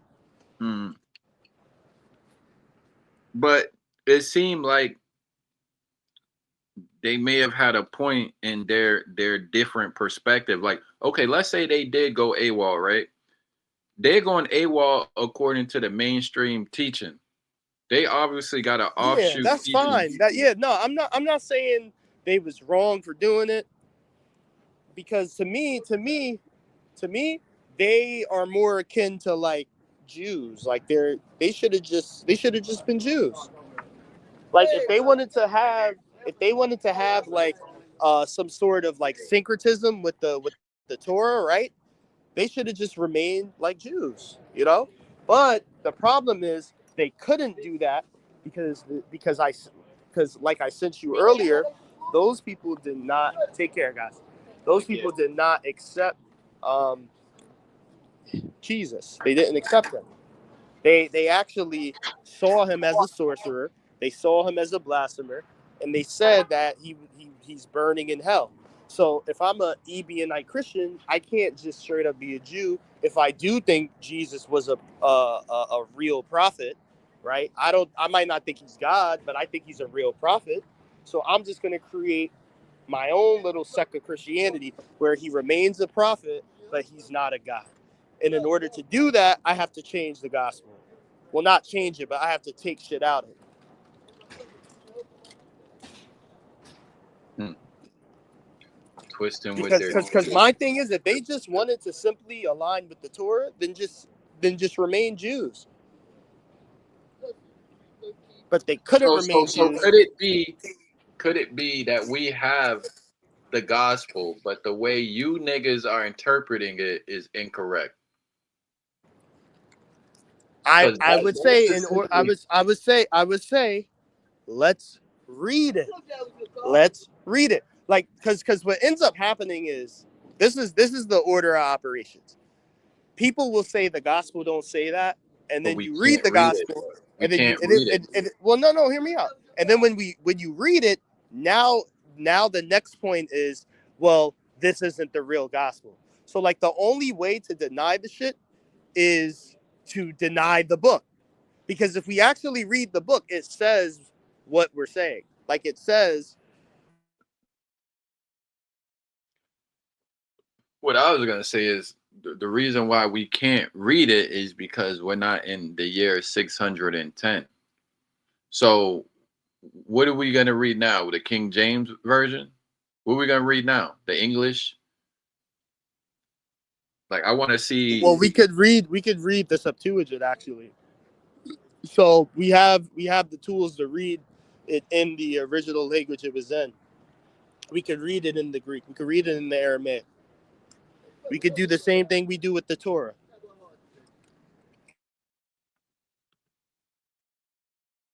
I don't know. It's hard for me to believe that. And this is why I'm saying like You the don't only think these argument niggas could be seeing made. crosses? The only argument could be made is that you have to deny the gospel we have. You have to deny it. You can't say that the gospel we have is the gospel because we all know what it says. So the only argument is you have to say what we have is not the real gospel. And if that's the argument, we have to now figure out what is. Okay. So what if? Okay. So let's go with the second option. Now what? Yeah, so now if the question is we have to find what is, right? It's either nobody has it or someone has it, and we have to explain why they have it. Well, even Darvish said that that's not the gospel. He even All said right, it. all right. No, that's fine. That's fine. So I'm saying we have to find it then. And Either you no one even has said it, you even said historically it's been changed. the So gospel, no. what if? Wait, hold on. What if part of the reason why we can't find it is because the motherfuckers who altered it destroyed it? Nah. That's not a possibility that the Romans destroyed the gospel. It's not a possibility. No. We know through manuscripts that that are older than Romans even being Christians that are still preserved. Like you said, the book of Matthew, that predates Romans even becoming Christians. You know what I mean? Like these But are I'm saying old books. once they adopt it, in order to use it, they could have changed it and said, you know what, Yeah, but this, it's but this but but but we know they didn't because the manuscript is the same. yeah, I don't know. I gotta look into that. Like when we look at like what they say in the Septuagint, they match what they say in King James.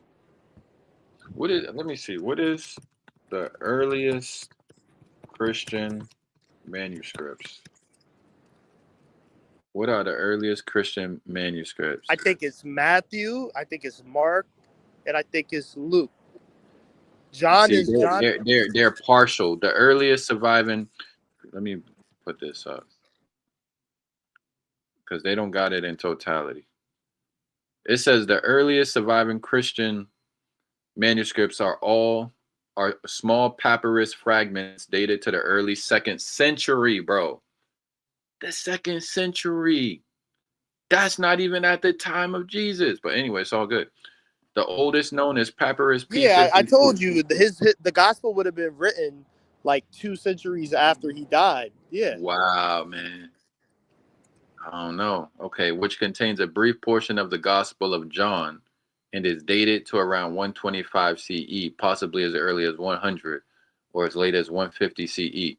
Other significant early papyri include Papyrus P66 and P75, both from the late 2nd to early 3rd century, which contain more extensive portions of the Gospels of John and Luke, respectively. For nearly complete New Testament texts, the Codex Sinaiticus and Codex Vaticanus, both from the 4th century CE, are the earliest and most comprehensive surviving manuscripts. These parchment codices preserve almost the entire Christian Greek Bible. Oh no, So I these are mean, what does that fragment from 125 AD of the book of John book it says John 18:31 through 38. What does that say? Pull that verse up. What does that verse say? okay.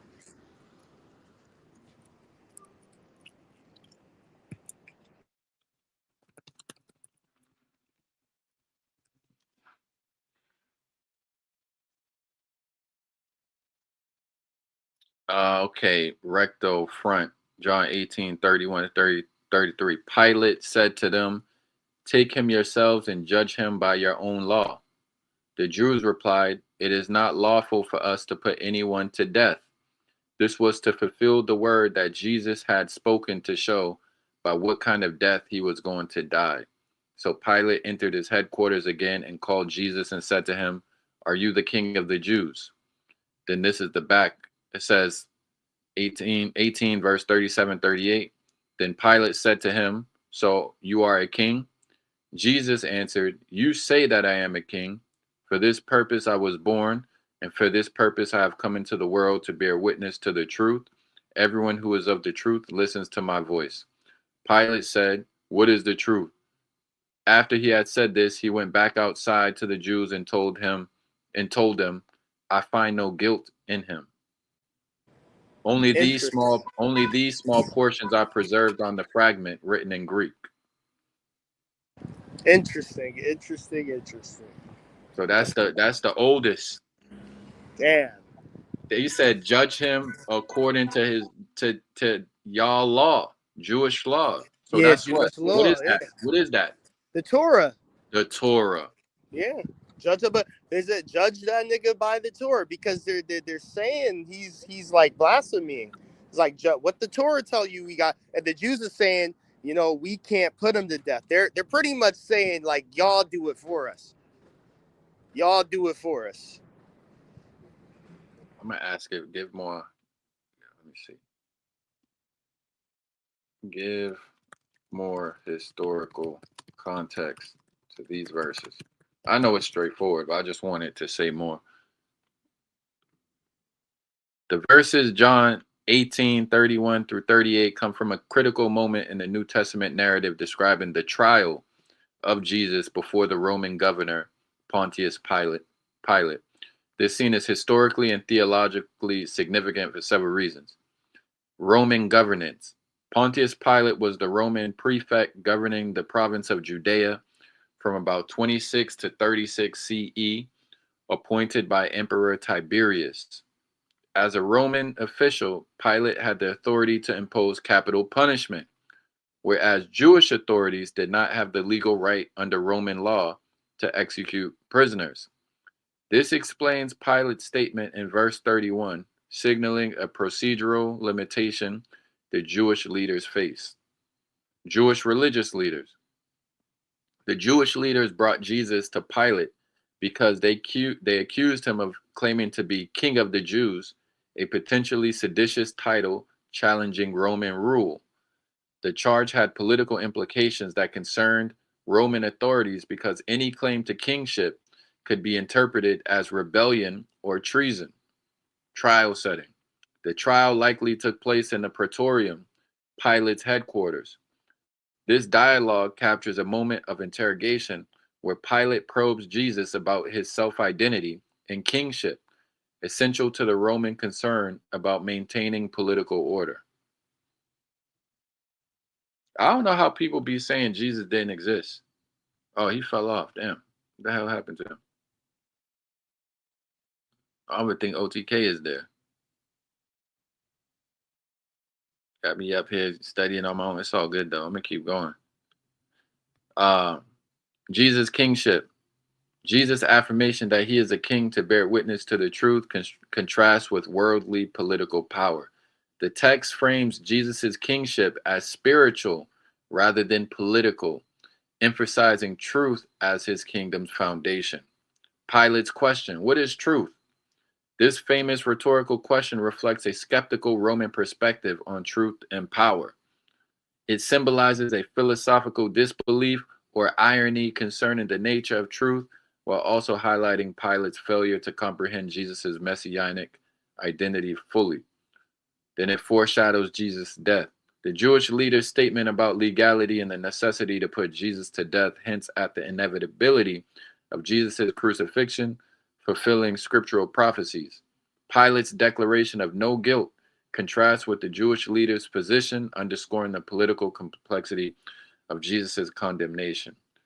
So that fragment that they have, that papyri, it doesn't, at least according to this, it doesn't talk about Jesus calling himself God, but it does talk about him referring to himself as king. And now they're trying to decipher, okay, is this kingship a spiritual kingship, or are you challenging the sovereignty and authority of the Roman governance? So this is what I'm understanding. And then if I put into context, I hear people say that Jesus said that he didn't come to change the law, but to fulfill it, or to reestablish it, reaffirm it. So that's why I was asking Truist, well, does the New Testament, is it in alignment with the Torah? Because according to the Quran, it should be in alignment. And even according to the Jews, whatever comes next should be in alignment with their Torah. So I feel like that's where the Christians are in the middle of the discrepancy. I almost don't even understand how there is a whole concept called Judeo-Christian. It kind of don't even make sense to me. I guess from the Christian perspective, it makes sense. Even from I guess from a Quranic perspective, it can make sense because it views the Jews and Christians as allies of one another. But from the Jewish perspective, that absolutely, at least theologically, is not a real thing. Politically, today is a different story. There absolutely is a Judeo-Christian alliance today. And in recent history with the British and their protectorate, giving the Jews a state over there, as well as today with the United States helping them pretty much lay the smackdown on Hamas or whoever, right? Let me see what else we keep going into. So this passage reflects the intersection of Roman legal authority, Jewish religious concerns, and early Christian theological interpretation. I want to know, was it common for Romans to allow sectors of their population to govern themselves according to their own law? Maybe that's not the right word, but let's see if it understands the idea. Yes, it was common for the Romans to allow significant local autonomy and self-governance in many sectors of their population within the provinces, as long as overall Roman authority and order were maintained.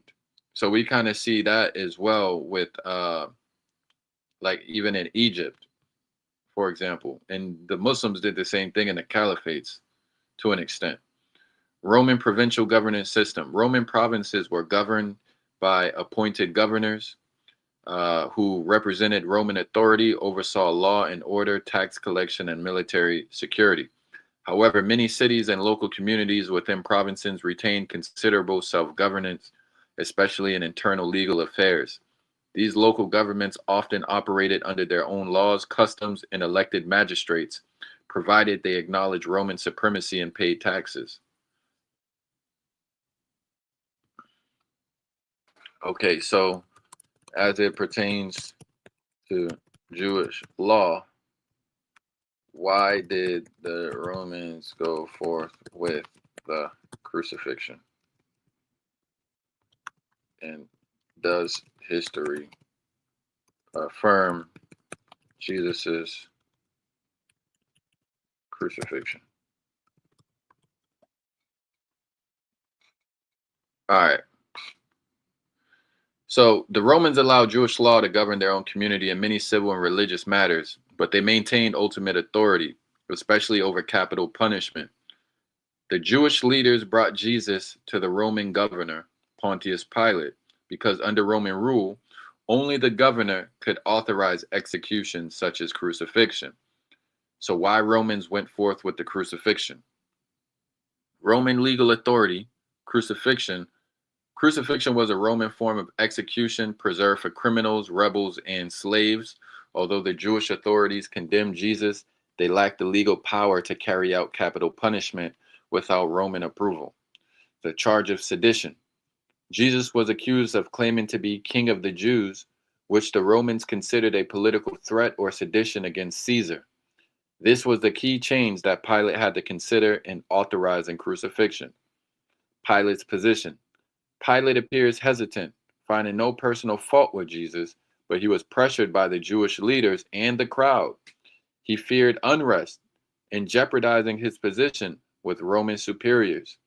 When faced with the choice between appeasing the crowd, wait, hold on. See, I want to know who specifically are these Jewish leaders in the context of Jesus' time.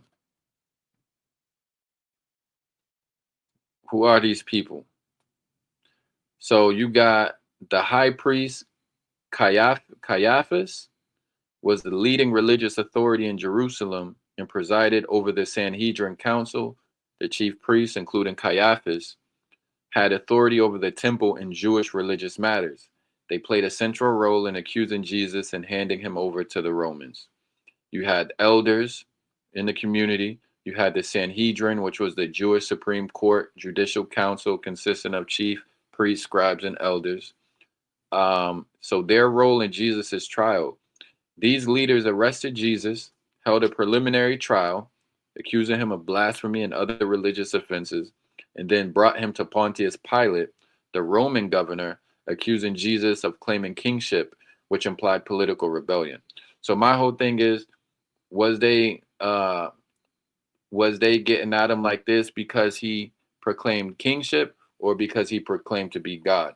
Because true as you say that they had him executed or they pushed for him to be executed or crucified because he was claiming to be God.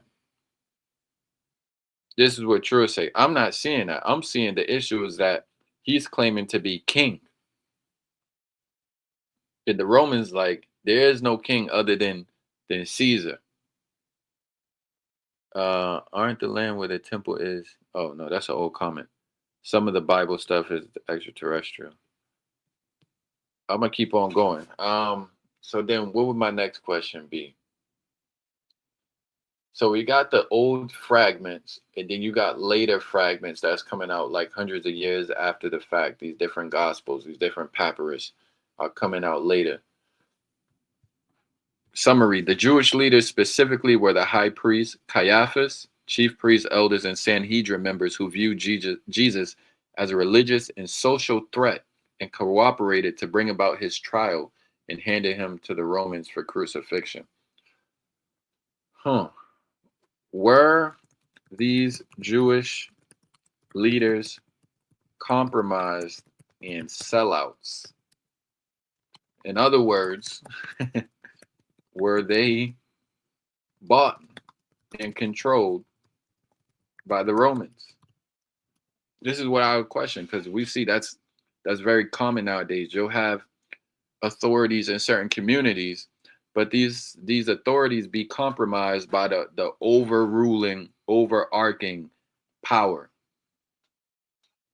So the Jewish leaders during Jesus' time, especially the high priests and Sanhedrin members, were in a complex position of power, influence, and control to varying degrees by the Romans. Roman influence and control. Roman appointment and oversight. The Romans appointed and could remove the high priest and key Jewish officials. The high priesthood became a political office, often subject to Roman approval. This meant Jewish leaders had to cooperate with Roman authorities to retain their position and privileges. So to me, that already spells out that they're compromised. They're not autonomous. We already know they're not autonomous. They're under the rule and strong arm of the Romans. So I would even question to truest, how could you view these people's opinion or viewpoint about Jesus as being legitimate when we're seeing here clearly that they're in a compromised position? At any given time, they could be removed. They could probably be knocked off and executed if they did something that was unfavorable in the eyes of the governor. Political and religious balancing act. The Jewish leaders feared unrest that might provoke harsh Roman crackdowns, so they often avoided direct confrontation with Rome. They were concerned about maintaining peace and the status quo, sometimes at the expense of broader Jewish nationalist or religious hopes. Were they sellouts? The Jewish leaders were not necessarily sellouts in a simple sense, but rather intermediaries. Hold on, let me plug this in. We're gonna go in on this. The trial of Jesus. What is the truth? Did this man really come claiming to be God?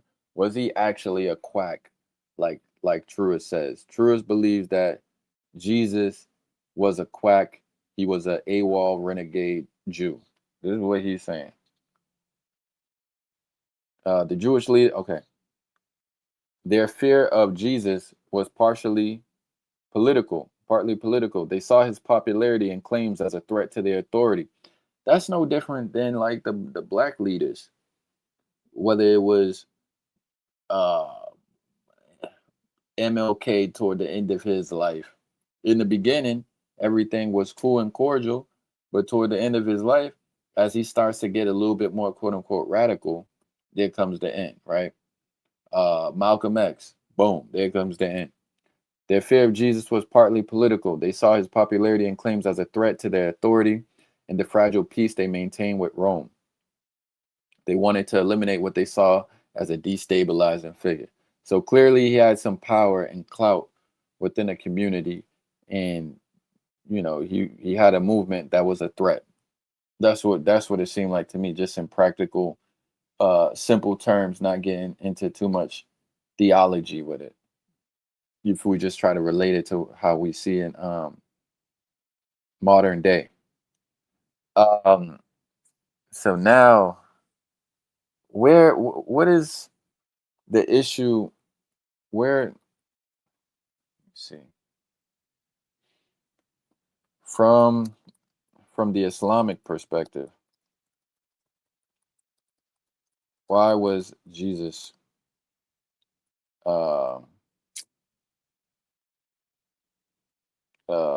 betrayed? Let's say betrayed by the Jews. So we're gonna go with the Islamic perspective now. So from the Islamic perspective, Jesus, known as Isa in Islam, was not ultimately betrayed by his disciples or the Jews in the way the Christian tradition often portrays. Okay. The Quran and Islamic teachings reject the notion that Jesus was crucified or killed. Instead, they assert that Allah protected him by raising him up to heaven, and that another person was made to resemble Jesus and was crucified in his place. Okay, to me, just being practical and historical, that is not a viable possibility. Theologically, that's fine.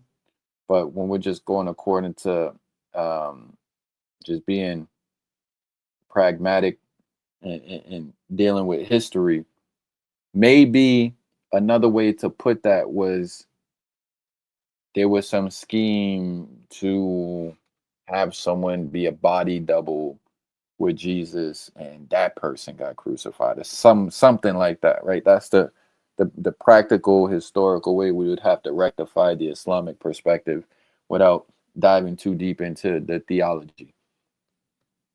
Okay, the Quran depicts some among the people of the book, Jews and Christians, as distorting the truth and conspiring against Jesus, but it does not explicitly say all Jews betrayed him or that his disciples universally did. The betrayal is attributed to those who rejected his message and plotted against him. Role of Satan. Islamic teachings mention that Satan influenced Judas Iscariot to betray Jesus by leading him to reveal Jesus' location to the authorities. No betrayal by the disciples. Muslims believe that Jesus' disciples were true believers who did not betray him. Islamic tradition holds that they remained faithful and supported him, with some reports that a disciple was crucified in Jesus' place. Boom, there we go.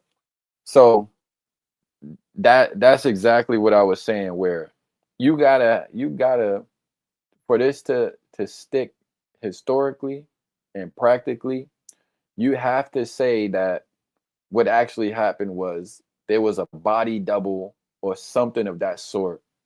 The average person is not going to accept Allah took Jesus up to heaven, right?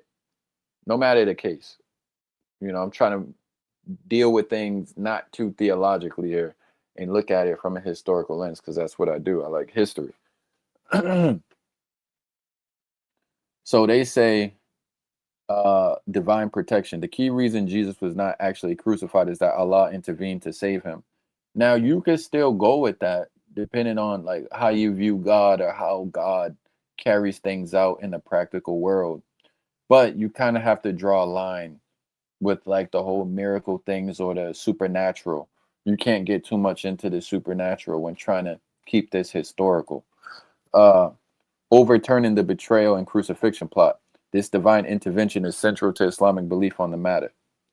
So, in summary, Islam teaches that the betrayal was by certain individuals influenced by evil, not by all Jews or Jesus' followers, and that Allah saved Jesus from crucifixion by raising him to heaven, while another person was crucified instead. Now, you can look at that and say Allah literally rose him up to heaven, or maybe somehow he got away. Somehow he got away, escaped, and you know, lived it the rest of his life somewhere. Historically, I'm not speaking as a Muslim or as a theologian or theologically here. I'm trying to be straight up history. Um, so back on the topic of the historical Jesus and what actually took place. What what do the Roman records say about Jesus' life and teachings? Do they reference him as proclaiming to be divine? And what was their religious belief and authority at the time? This is what I want to know. All right, so then we go. Roman historical records about Jesus' life and teachings are limited, but important early sources confirm his existence, confirm his crucifixion under Pontius Pilate, and the early emergence of followers who regarded him in divine terms. Okay, so there are some of his followers that regarded him in divine terms, according to the Roman records. So we go to the Roman records on Jesus. We deal with Tacitus in 116 AD. So you got a historian who wrote the Annals, Book 15, Chapter 44, reports that Christus, the founder of Christianity, was executed by Pontius Pilate during Emperor Tiberius's reign. Tacitus refers to Christians as a mischievous superstition, showing disdain but affirming Jesus' historical crucifixion. However, Tacitus does not refer to Jesus as proclaiming divinity himself. So, Truist, you got to deal with that. Because a historian is not saying that Jesus proclaimed this himself. It describes the movement's followers worshiping him as divine. Here we go. Then you got Pliny the Younger, 112 AD. Even still, both of these are still after the life, but they're still pretty close to Jesus' lifetime to be considered damn near contemporaries. They're at least contemporaries with damn near his grandchildren or the next few generations after the fact. So as Roman governor Bithynia, Pliny wrote to Emperor Trajan about early Christians worshiping Christ as a god, evidencing that early Christian followers viewed Jesus as divine, even if Roman sources do not record Jesus personally making such claims. So, okay, that's fine. And then we got to get into the Ebionites. Josephus, who was a Jewish Roman historian. What is a Jewish Roman? Is that a Roman Jew or is that a Jewish Roman? So a Roman Jew would be someone from Rome who practices Judaism. So a Jewish Roman is a Jew by blood who's a Roman citizen. That's what it seems like. So 93, 94 AD, in his Antiquities of the Jews, Josephus refers to Jesus as a wise man and notes his crucifixion by Pilate. Scholars generally agree part of the passage may have been altered by later Christian scribes, but the core references are authentic. Josephus does not explicitly affirm Jesus' divinity, but notes that Jesus' followers continued after his death. So I'm seeing a common thread here, right? Darvish, you said he's a Jew that got baptized. Baptized into what? What do you mean by that? Vilified nation of immigrants, not immigrants, immigrants. Is this all three books perspective? Yeah, I'm trying to look at it from all three books perspective. We're debating like, yeah, we're looking at it to answer your question. Yeah, yeah. We're trying to look at it through all three perspectives. We brought up the Torah, we brought up the Quran, and we brought up Isaiah chapter 9, verse, what was it, 6? I think. Yeah, we brought up, what was the Torah verse? I forget what it was. But yeah, we brought up verses from all three to try to iron this out. Rome, baptized by Rome into what? Into Christianity? What you mean? Yeah, that's what it is, bro. You right on point. So the Roman religious beliefs and authorities at this time, at the time of Jesus, so they had polytheism and they worshiped their emperor. The Romans practiced polytheism, worshiping a pantheon of gods and often integrating gods from conquered peoples. Emperor worship was a political religion, asserting loyalty to Rome and its ruler. Religious authority. Roman religious authority was vested in the Pontifex Maximus, chief priest, a title held by the emperor himself, in various priestly colleges. Religion and politics were tightly linked, with rulers legitimizing power through religious roles and rituals. Okay, so now we got a table here that's going to tell us what the Roman records say and additional notes. So the aspect we're dealing with is existence and crucifixions. So the Roman records say Jesus was executed under Pilate during Tiberius's reign. So Roman history say he was crucified. The Quran say he was not crucified. Additional notes. This is confirmed independently by historians. So even independent historians, they confirm that it does indeed historically say that Jesus was executed under Pilate, under the governor Pontius Pilate.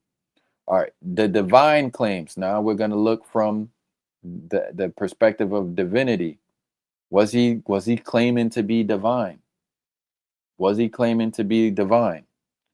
Cool. Now, from what I understand, the Talmud is commentary on the Torah. The Torah is the religious text. The Talmud is their religious commentary, maybe something similar in Islam to the Hadith, clarification and commentary on the Quran. I shouldn't call it commentary.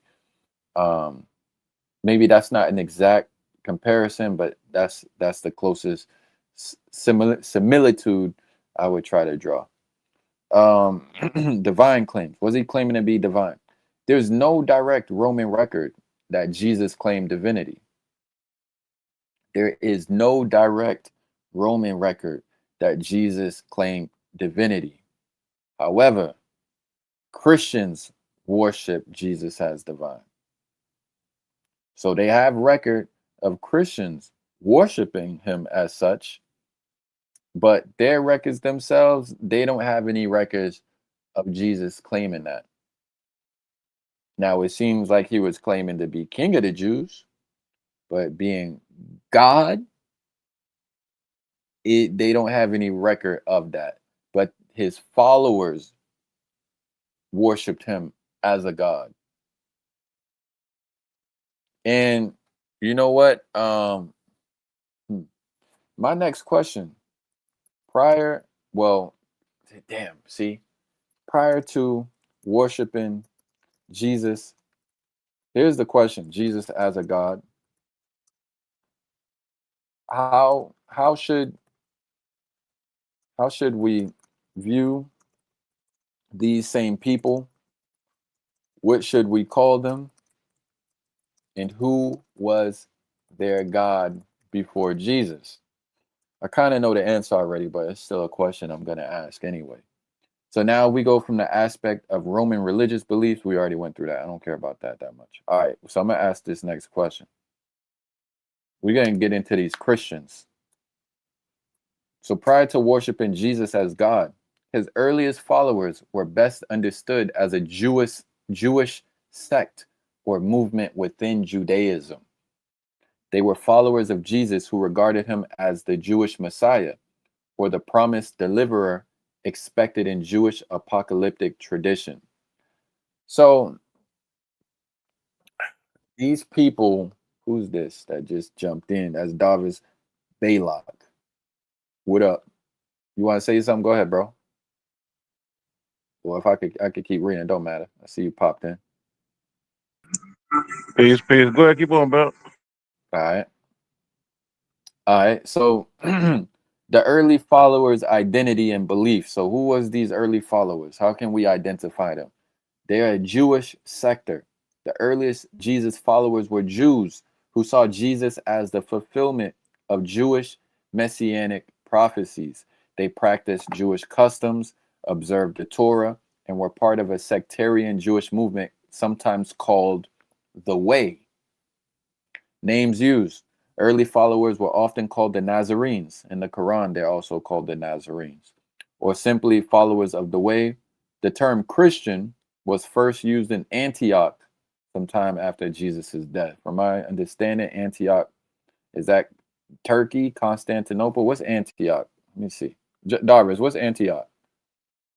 There's an area out there in that little area we go in. It was part of the Roman kingdom during that time, though. It was a little area. Them boys had a little church set up over there, and it was called Christos behind the religion. Because remember, some rappers used to be out the area too, and they Okay, reminded them boy Antioch. of them. Antioch was a place over there in that fucking area, though. It says it's in modern day Turkey. And I know the Greeks controlled at one time. It would have been Constantinople area and shit like that and all that. So Yeah. Antioch. Okay, so that Christian term first comes from Antioch, sometime after Jesus' death. Then it's a monotheistic belief.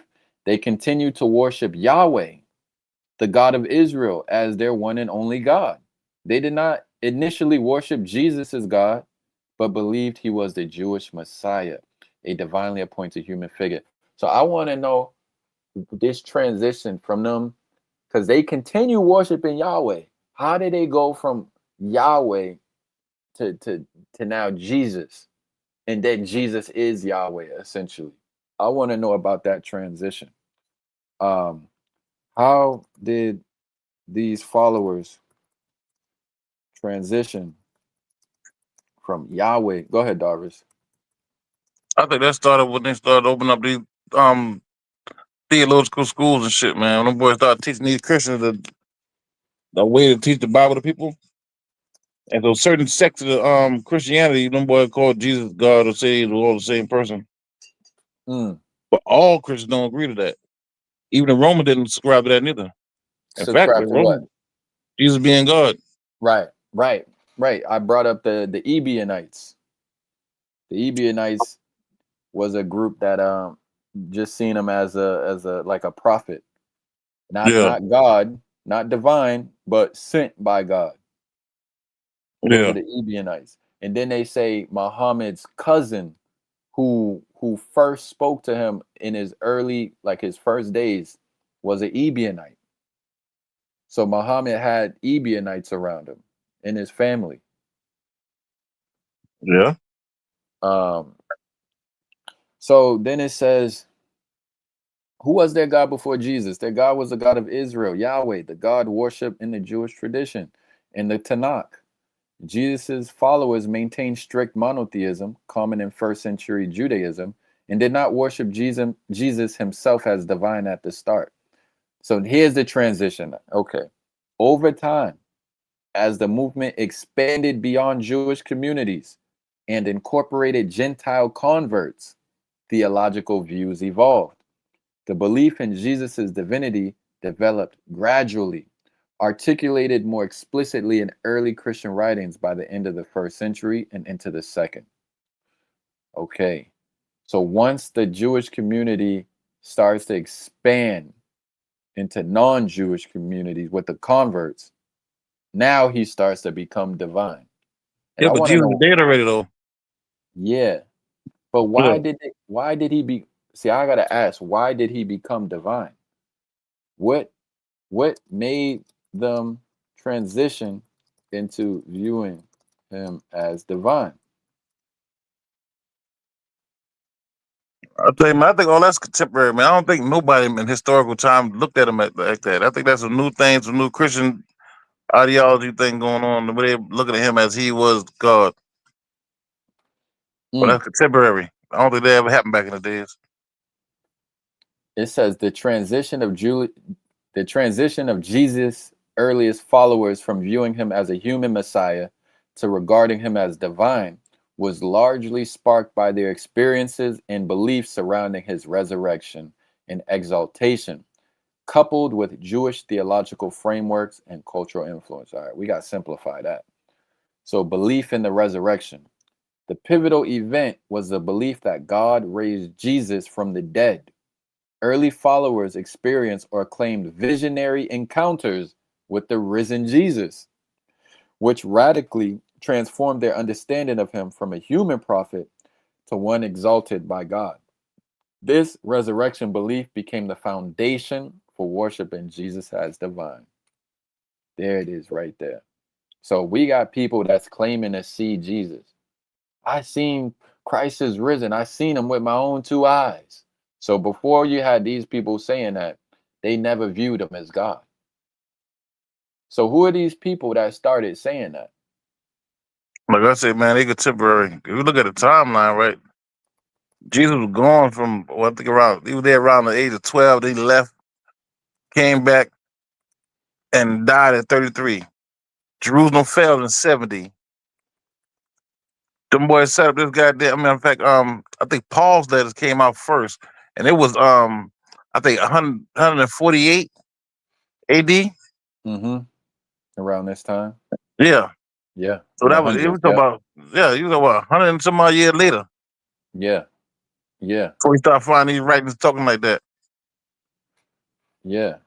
And that's why it's so peculiar to me when we try and figure out what is the actual gospel, because what he was taught and then what's written down, is it the same thing? Like what he was teaching, is it the same thing that they're writing about him? Because we see now they're making Nah. them into right.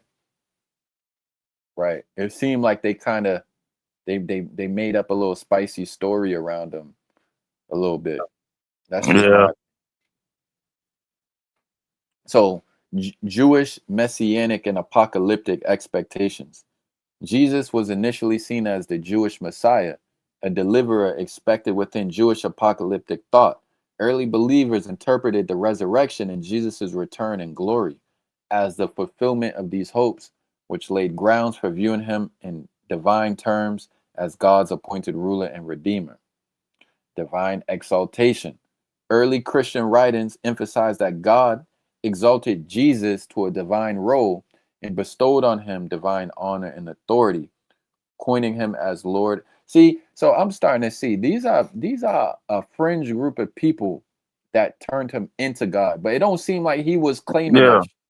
He never It don't did really seem like. claim that. And not only that though, the rest of the people didn't fuck with him. Just the Nazarenes. What they call it, their little sect of people he brought to. Mm-hmm, I told them boy had mm-hmm, like their own little clique going on, something like some mm-hmm. yeah, like some little cultist shit going Yep, on now. yep. But there were three different sects of that going on inside Judea.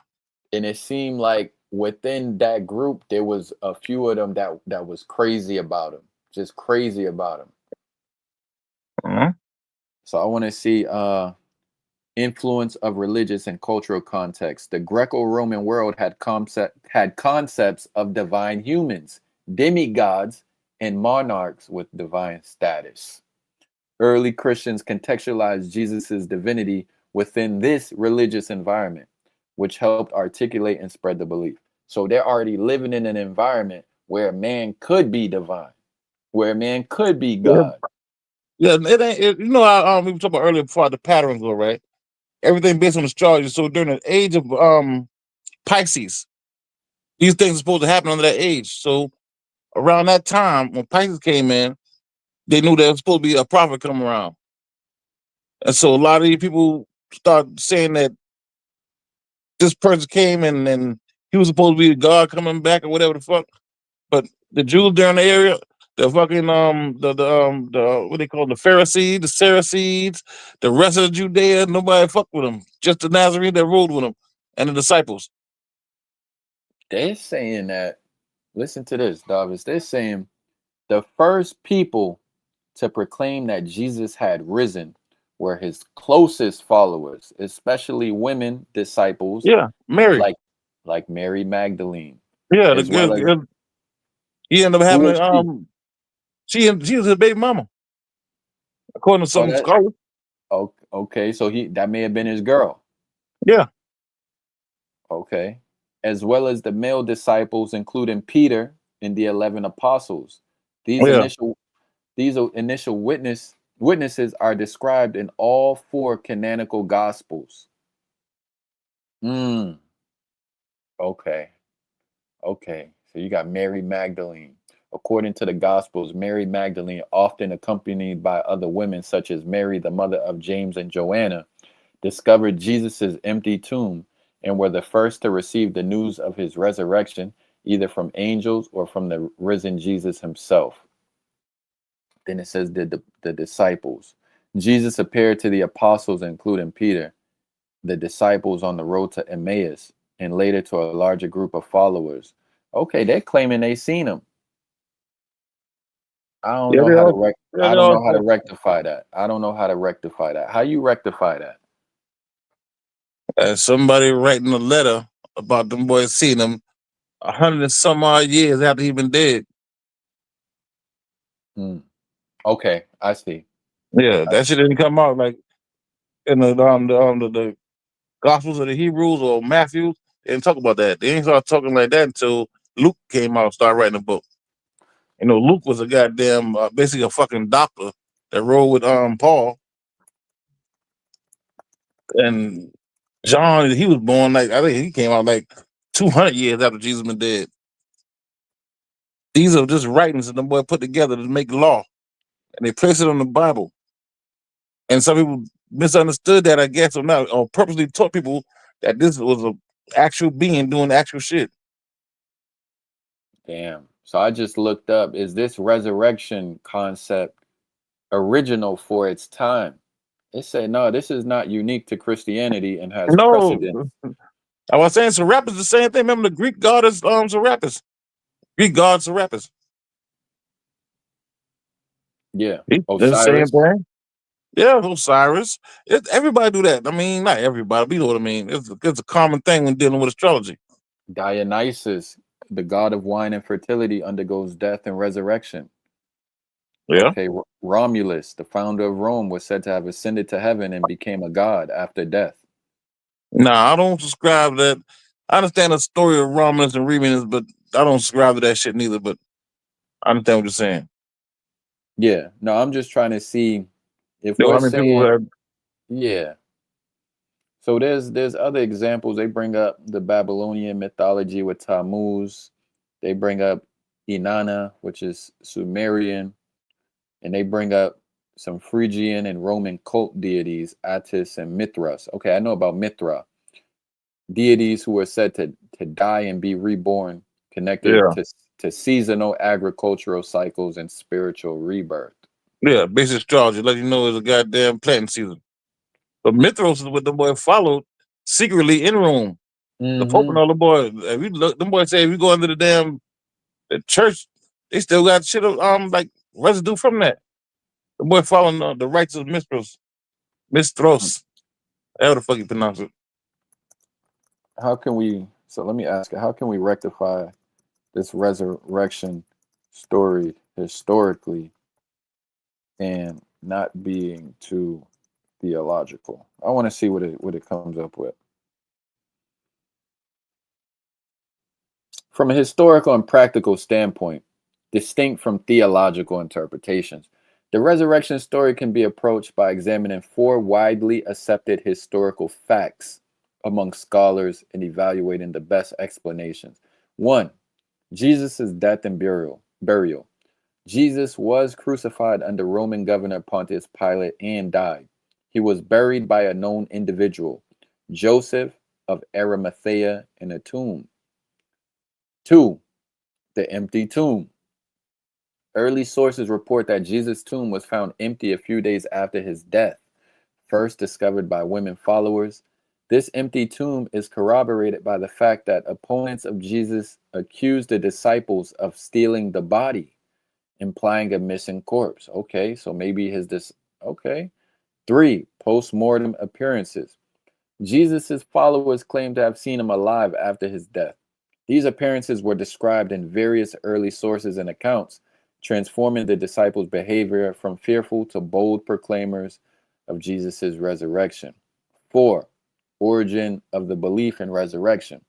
The sudden and widespread belief in Jesus' resurrection among his earliest followers is a historical phenomenon that needs explanation, especially given their previous despair and fear after his crucifixion. Okay.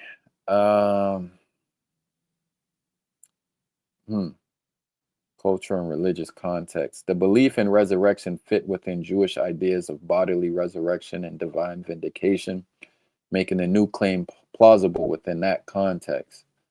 Transformation of disciples. The drastic change in the disciples from hiding in fear to boldly proclaiming Jesus' resurrection, even facing persecution, suggests a genuine conviction, likely due to real or visionary experiences they interpreted as seeing the risen Jesus. Okay, I don't even know how to go about that. I don't really believe that shit though. But fact is, it been going on like that around there. They weren't just looking for him; they were trying to kill anybody who been rolling with his ass. So if he would have goddamn came back and had a little gathering like they claim, them would have killed everybody in there. So what you think about the empty tomb? You think his followers like dug his body up, something like this? I don't know. I think it's more exaggerated, more Okay. exoteric. I don't think it was Okay. talking about I see. literal thing. Yeah. I see what you're saying. Okay. That's one way to look at it. You could look at it from an esoteric perspective, say it got a deeper meaning than just a surface level meaning. I understand that. I'm trying to deal with it in just a kind of a strict historical sense. So I'm not trying to be theological. I'm not trying to be spooky about it. If you read it esoterically, then I understand you see the story in a completely different way. So it's not even about history so much. At least the story part of it, the biblical gospel part of it, whatever, is not historical, it's esoteric. So I understand what you're saying. Where I want to go from here on this topic. So I guess we could say historically, you had this guy at this time that was a threat to the state or the empire, or at least the local region. They viewed him as a threat. They said they were deciding, are we gonna punish him according to the Jewish law or the Roman law? Since the Roman law is the authority at the time, they go about it according to Roman law and they crucify him, at least according to history. I know a Muslim would say he was not crucified. I understand that. So they put him to death. They bury him. They know who buried him. They say they put him in a tomb. Yeah, but if he buried him, then he would be in a tomb. So All where right. the Well, fucking person? Yeah, but the person who claimed to bury him, he got to be alive. yeah. What you mean? I don't understand your point. Because to bury somebody, dig a hole, put him in the ground, come up, you in the grave. A tomb is different. There's like a cave. Right. It did say a tomb. It didn't say buried. They put him in a tomb. Hmm.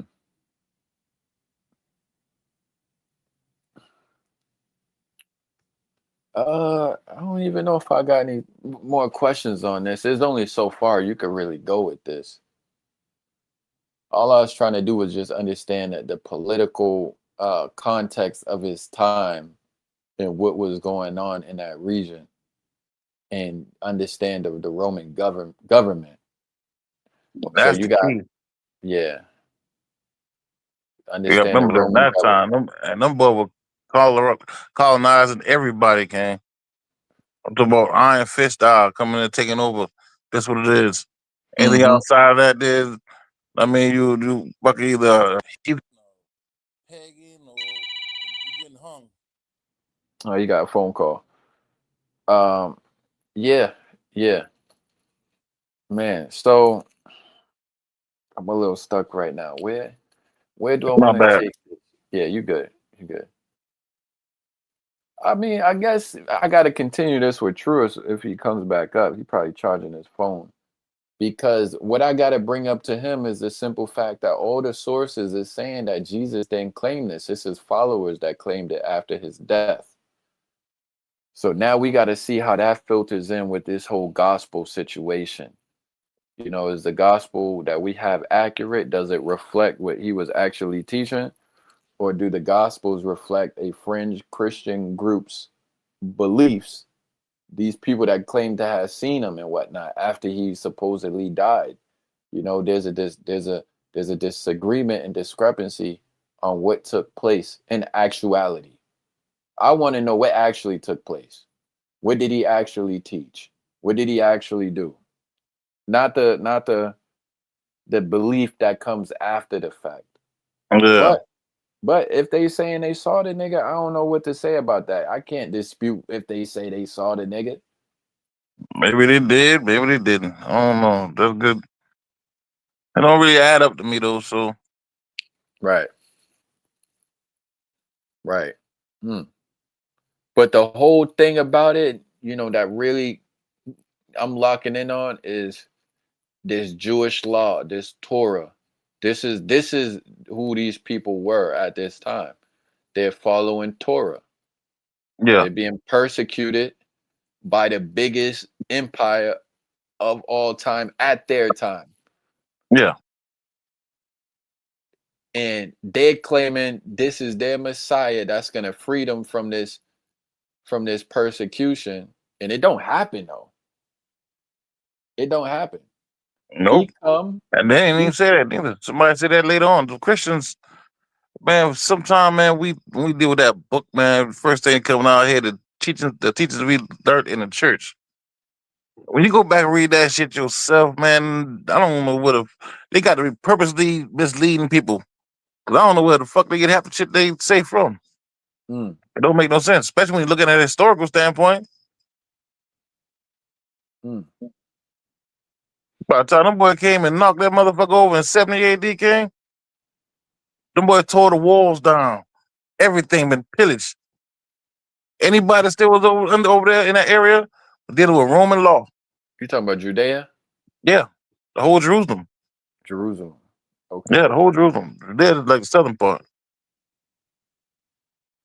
Mm. Yeah, I'm getting better at this. I'm starting to go a little bit further back than I usually go. I usually Mm. stay in like the medieval Middle Ages, but now I'm starting to go to like BC times a little bit. Yeah. Figure out what was going on before we got the three major religions. And you think about it too, man. A lot of teaching he was saying, he was quoting, was saying, people quoting by saying that the kingdom of God is on its way, has come. The kingdom has come. The boy asked him, well, how will we know when he don't mean what's going to happen? He said, you'll see the fucking walls tumble. The whole city going to be surrounded. And that's what happened. But Jesus wasn't there when that happened. He was already dead. Mm. So let me ask you, because on one end it seemed like you saying, let me just ask you. I don't want to make any accusation. Is all of the scriptures that you accept, is it purely esoteric, or is some of it actually going to be prophecy carried out in real life? Like, how do you, like, is it all esoteric? Like, or is some of it like, nah, this is really gonna go down the way it says it is? Yeah, it really went down the way it said. It gets like that when you deal with the New Testament. Remember, you got to remember now that it wasn't even Aramaic writings. It was Greek writings by some Romans or some sellout niggas that used to be Jews but got converted into whatever they've been dealing with prior to them calling themselves Christianity. The whole Christianity thing that really got established in like 300s. So during that time, they was dealing with something else. Yeah. It all tied back to these people that's called the Jews. Yeah, you would say Israelites. I would say the Israelites. Yeah, Jews is one aspect of them. Now, when it comes to that word, you got to remember something too. Now, there was some people that were dealing with a movement, something like some occultist type shit, and some people call it Judea or Judea.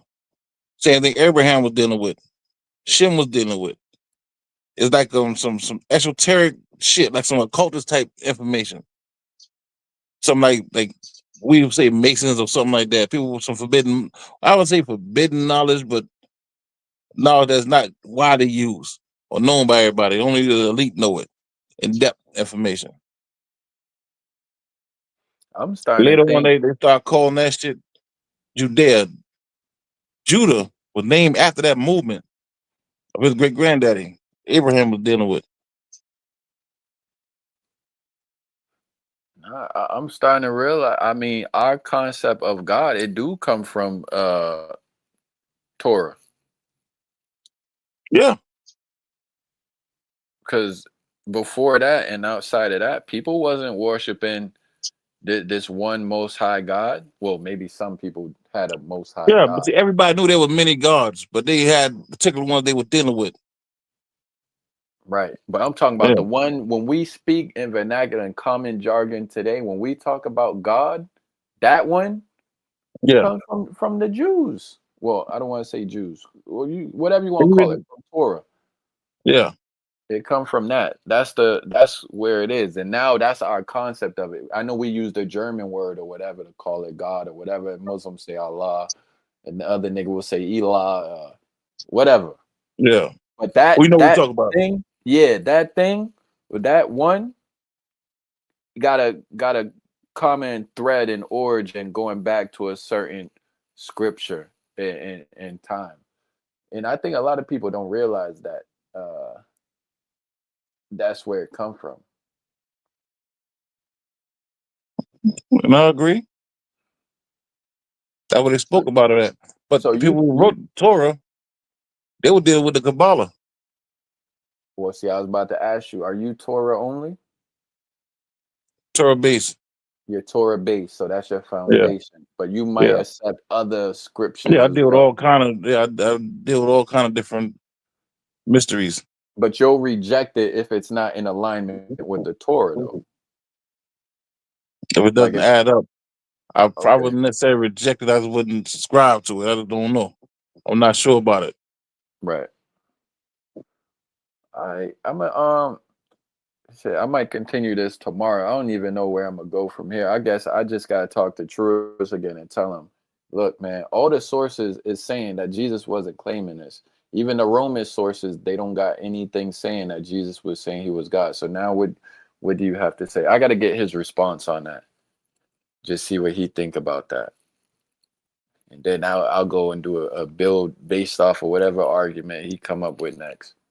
Yeah, I'm thinking that Truth was saying that he was speaking more from a Christian view. I don't think he's Of Christian. course. Of course. No, So he that's like, definitely. and I agree with him. A lot of Christians do look at it like that. Yeah, I But don't how know if he a accurate it Christian is or or not. not, He say he's not, but he gonna fight and defend the Christian perspective, man. Like that's his base to me. To me, he don't lean first into atheist. He gonna say, I'm an atheist. But when I bring up certain stuff, he gonna give the Christian argument, the Christian perspective to debunk what I'm saying. Like he don't use atheism to go against it. He gonna use Christianity to go against it. Oh, here he is right here. Negro. Yo, Truce. Come on, nigga. We see you got married, Yeah, man. I'm Good for back. you, I'm nigga. back. We I'm don't back. care, nigga. Look at this I'm back. married nigga. I'm back. Wait, look at this nigga. I'm back, Who, nigga. who's that, bruh? You looking like Unc, bro. You looking like Unc. I'm back, nigga. What So, y'all been discussing? so I was just saying, like, I just went through a whole rundown with the AI, right? just asking it questions. It's saying that there is no sources, not like no Roman sources, no nothing besides the Christians. I'm gonna leave them out, but nowhere was it saying that Jesus proclaimed himself to be divine or God. It's only the Christians later who claim they seen him rise, where they start to view him as divine. But before that, they were worshiping Yahweh. It's only after the fact with this Mary Magdalene says she's seen this, and this person said he seen him rise up. He wasn't in the tomb, blah, blah, blah. Well, they would only be talking about what he taught after he died. So when my phone was charging, I actually looked. The oldest gospel, according to scholars, is actually Mark, and they're saying that Mark was written like 60 A.D. Okay. Yeah, but when And did they find the book though? huh? When did they find it? They ain't found 60 Mark and like A.D. no. They claim that's when it was written, but they found the book in 100 something after they Mm. found Paul letters, Well, whatever the case and is, there was a letter. There wasn't no book. whatever the case is, the book of Mark is in the first century. So, and in the book of Mark, it actually absolutely talk about the divinity of Christ. And my thing is, again, why would the Jews, even in that manuscript you pull from John, the Jews are telling the Romans, like, look, like, y'all kill him. Like, we don't want to do it. We don't Yeah, have I the authority. read about that. No, No, no, I that was read the it. That was the Romans telling the No, Jews that hold the on, Jews bro. didn't want Hold them. on, Jews wanted them Darvish. dead. Hold on. They pretty much like, we don't have the authority to do it. This is y'all fucking empire. Y'all kill him.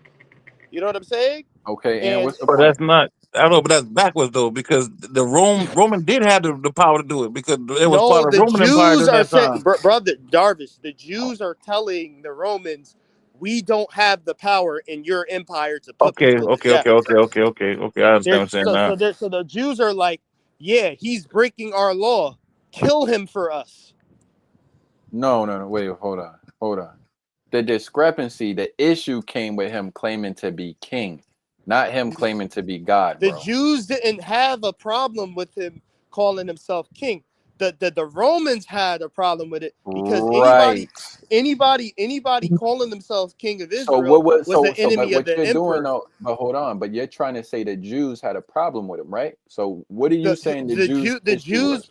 The Jews problem with him is not that he was saying he was the king of Israel. The problem was that they called him a sorcerer and a witch, that he was practicing witchcraft and blasphemy. And the reason Yeah, they it have that, violated the law. like we could go to the Talmud to see what their problem with him was. I showed you the verse in the Talmud where they said what he did. Okay, that's fine. That's Yeah, but fine. the Babylonian There's no Talmud problem. really doesn't apply to the Israelites though. No, but That's the that's the other Jew, Jews. that was the Jewish perspective of what he did, No. That book ain't that old. That's the shit. The brother. other That people, the common, I can say that the Jews that they use. brother, They ain't use no say, shit like that back then, man.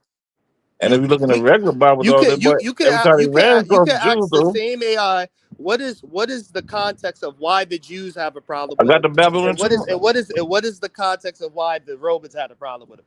I know, but I got the We The Talmud. already Romans did had a that. We problem. did that. The Romans had a problem with him because anyone calling themselves the king of anything would be an Yeah. enemy to the emperor of Rome. Yeah. The Jews had a problem with him because in their eyes he was practicing sorcery, witchcraft, and blasphemy, and proclaiming to be partners with God. That's what their problem with him was. Yeah, the Jews had an issue with him. The Jews had an issue with him, man, because he broke the laws. He was breaking laws, Yeah, going but against how did God. he break the law in their eye? What did he First of all, he do was to eating break on the the law? Sabbath. He was eating on the Look, Sabbath.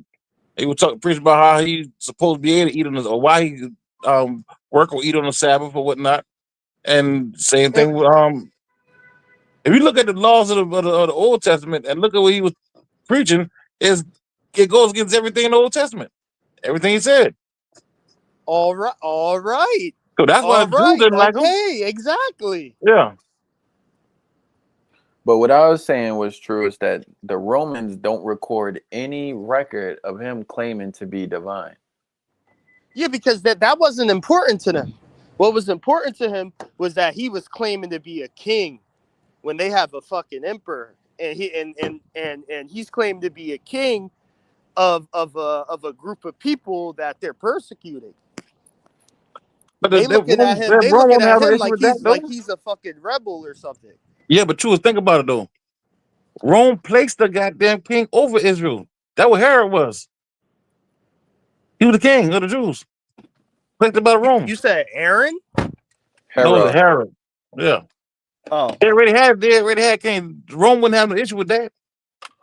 nah, they would have an issue with somebody self-appointing themselves king. He What was the issue self-appointed. between John the Baptist and He self-appointed himself king. you understand it? The issue between John the Baptist, them boy, their little group, and King Herod.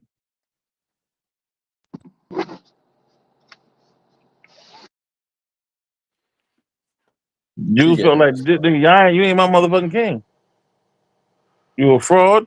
You're a Roman, really a Gentile, and they didn't recognize him as a king. It says some leaders might have seen Jesus as a political threat or figurehead for rebellion, which could lead to Roman crackdowns on the Jewish community. See, what I was saying, true, is how do we know that some of these Romans weren't like compromised by the sorry, how do we know that some of these Jewish leaders weren't compromised by the Roman state? Like why trust what they say? What if they lying? What if he wasn't claiming divinity? I don't know. I'm just trying to look at it like Yeah, sometimes so the leaders in your community could be like backdooring you, compromised by the larger so government. so like you're saying, like the Jews were pretty much lying on behalf of Rome.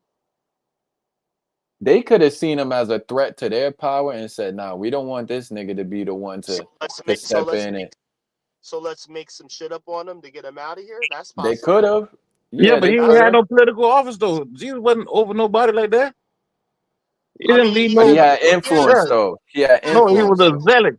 He yeah, was zealot and led a zealot movement, but he had and a that's what they were move. doing.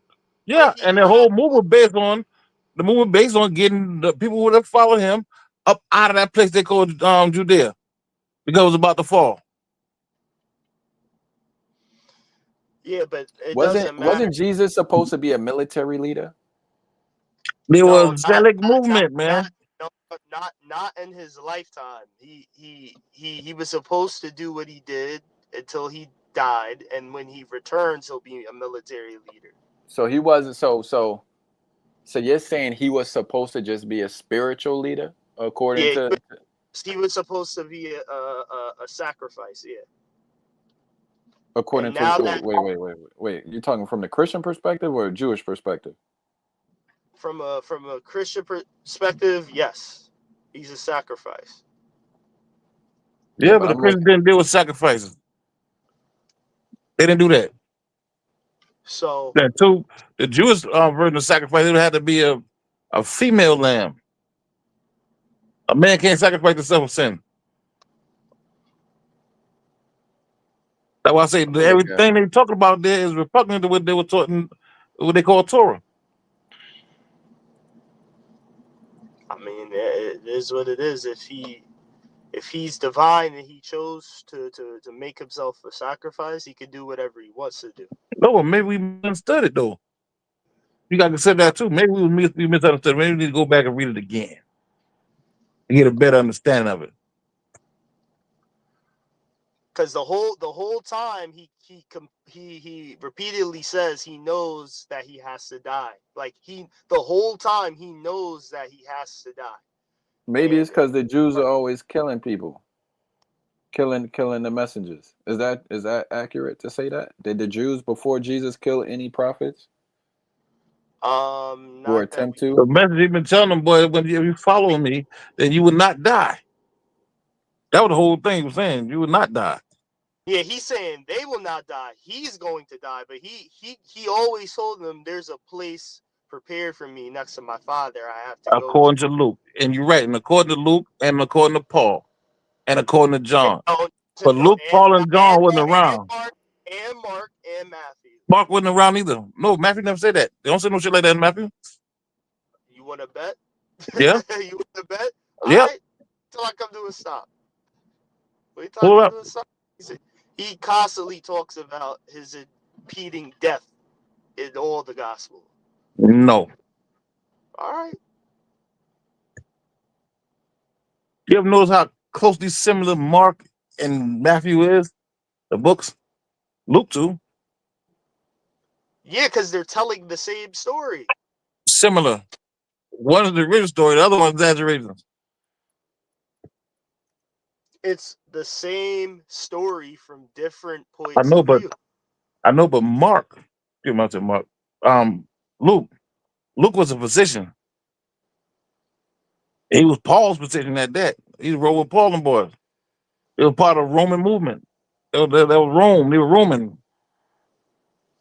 And not only that, you talk about 200 years after Jesus already died. Okay.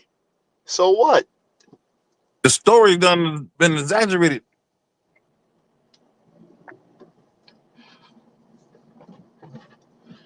A lot of the things like these different miracles and shit he was doing, you don't hear All about right. So, that shit in Matthew. You hear about that in how Paul's many, letters how many and years? Luke letters. And you got to remember those are letters that they writing to somebody.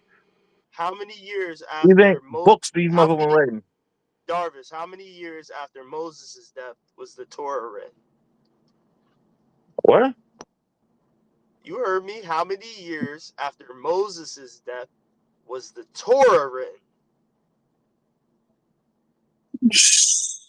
It would have to be At after least, a at minute. least 200 years, right? At least 200.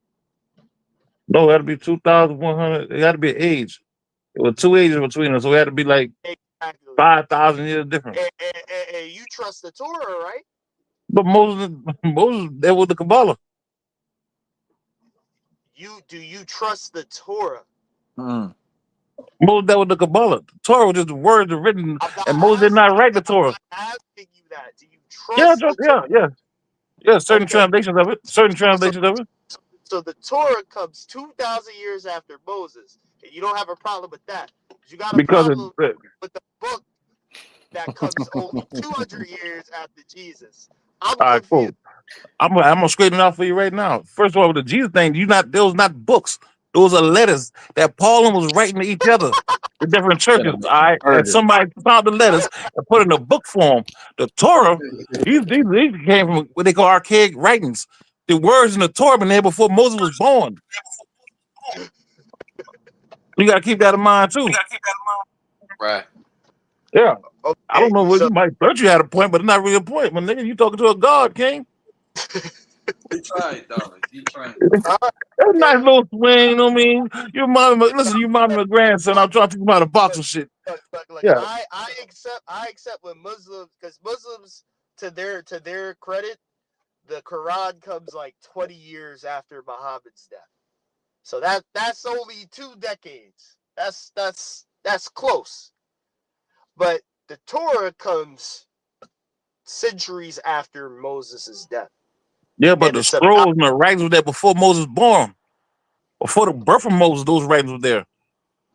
It was how? translated from arch How? because it was trans. How? Be quiet, I'll tell you. It was translated from It's archaic about his writings, life. okay? It's about his life. Exodus is No, the about fuck his is life. not. No, no, no, you Exodus is misunderstand. Listen, about listen, his listen, listen, life. listen, listen, listen, listen. Calm down, okay? Calm down. All right. I said those laws come from archaic writings. These laws was here. They got a Bat Creek stone with the 9 commandments on the motherfucker that was older than Moses, older than But Adam. the Torah is not just the laws. The The Torah, laws, that's what it is. The laws. it's not just the laws. It's the entire 5 books. Man, It's Moses the wrote five 12 books. books. Listen, Moses wrote 12. Matter of fact, he wrote Yeah, more than 12 books. yeah, I know. That's what we have. How The does the so, psalm, so the listen, psalms, the the psalms. problem That's why I is said I the got you, I Torah got and you. the prophets. Because you learn about the Torah from a Christian. I got you. I'm gonna help you out. Can't calm down. Don't worry about it. I got you. Now, the Torah, those are law. Those are laws. All right. No, it's Now you find the damn what happened when them boys left out of Israel because they explaining law. Ezra's written back. Ezra had after the Babylonian little thing. Ezra had to come back and rewrite the Bible because they done took all the scrolls. He came back and rewrote them. And a Christian said those are Moses' books. But how the fuck Moses write about the shit that happened after he dead? A Christian never said Moses wrote them. A Jew said Yeah. Moses wrote them. The Jews said, No, man. the Jews said that. The Jews were the No. first people to say these are the 5 books of Moses. That's what the Jews said. No, King. A Christian told you that. Before a Christian ever fucking existed, the Jews already was saying these are the 5 books of Moses. No, because everybody know that Moses wrote way more than 5 books. And those books that you looking at were written by Ezra. And they were transliterated or translated from archaic writings, bro. Shit that been written on stone and hieroglyphs and picked up glyphs on the walls. That's where they got the scrolls from. Those 5 books were what were revealed. There was to no Moses. 5 books, bro. Those are scrolls. When you see 5 books, King, that's when they put they took these scrolls and put them together. And they made a law. When they made that book law, yeah. But the scroll, there were no fucking books. He was just writing on the motherfucking road. When Moses got the motherfucking dog, when Moses brought to Israel, it was written on stone tablets. Did he write them? Did Moses he wrote there? The stone tablets were the commandments. The stone tablets that Moses had were the commandments. We gotta look into Moses too. Are you finished? All right, so now explain the books of Shem. Where did Shem get those books from? But he got from his people. What do you mean the books of Shem? Like what is your problem with that? Because these are the same laws, bro. And they were and they were there before there was a Moses. Okay. Yeah. That just shows that God has always had a law before he even exactly. Like Adam even had law. Cain and Abel had law. Like before the ship ever written down. Exactly. And I agree with that. So how can you say that? So how can you say it's Moses when you can't give it to Moses if it's been here before Moses? Moses codified it. He codified the law. No, they wrote about it. They wrote about the Exodus. Them leaving out of goddamn Egypt. Yeah, but he and they told it was a story about him. But he ain't come up with no damn law. He ain't write no law. He ain't even write the book. They attributed it to him, but he ain't write them. The books he wrote, read the ones he wrote. Look up the 6th, 7th, 8th, 9th, 10th, 11th, and 12th books of Moses. What are the and then go back and look at the other 5. What are the names of those books? The 6th book of Moses. What's the name the of 7th book? It's the 6th book of Moses. What is the name? Well, goddamn. The 6th book of Moses. That's what they call it. The 7th book of Moses, the 8th book of Moses, the 9th book of Moses, the 12th. The 12th. What's the 5th? Name? Well, there ain't no name to it. Just say they identified as the 6th, 7th, 8th, 9th, 10th, 11th, 12th book. Darvis, what is the 5th book? What is the 5th book? They attribute that to Deuteronomy. Deuteronomy. Deuteronomy comes before or after Leviticus? I thought you read it. I did. I'm asking you. I know the answer. Right, no. I'm asking you. I'll be there. I'm trying to get you on the gotcha moment. Think about it, brother. Think about it, bro. All right, you start off with the beginnings. All right, then you start off, give you an example of the beginnings. They show how Moses left motherfucking Egypt. That's when they talk about the movement. That's the book of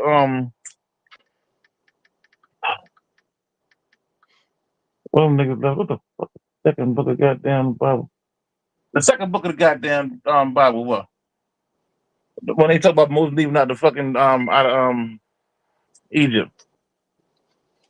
Exodus. It's Exodus, brother. Yeah, then they say, all right, so on the way to the goddamn, when they left them out there to give them new laws, whatever the fuck, and they gave them laws on how they got to deal with each other. Then as they traveled, they gave them the rest of the laws.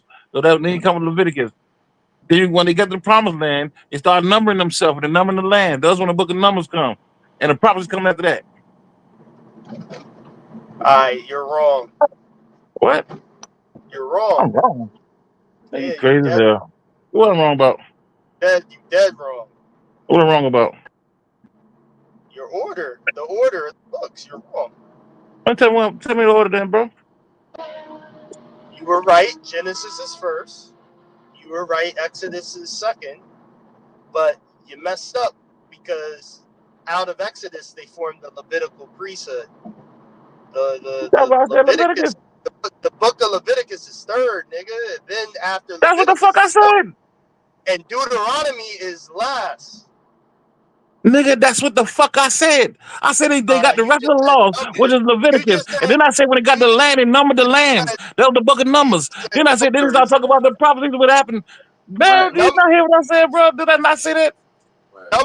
Bro, I'm a Numbers fucking God. I don't make them kind of mistakes. You don't is second. misunderstand what I'm saying. I think your Numbers issue is with your second. ear.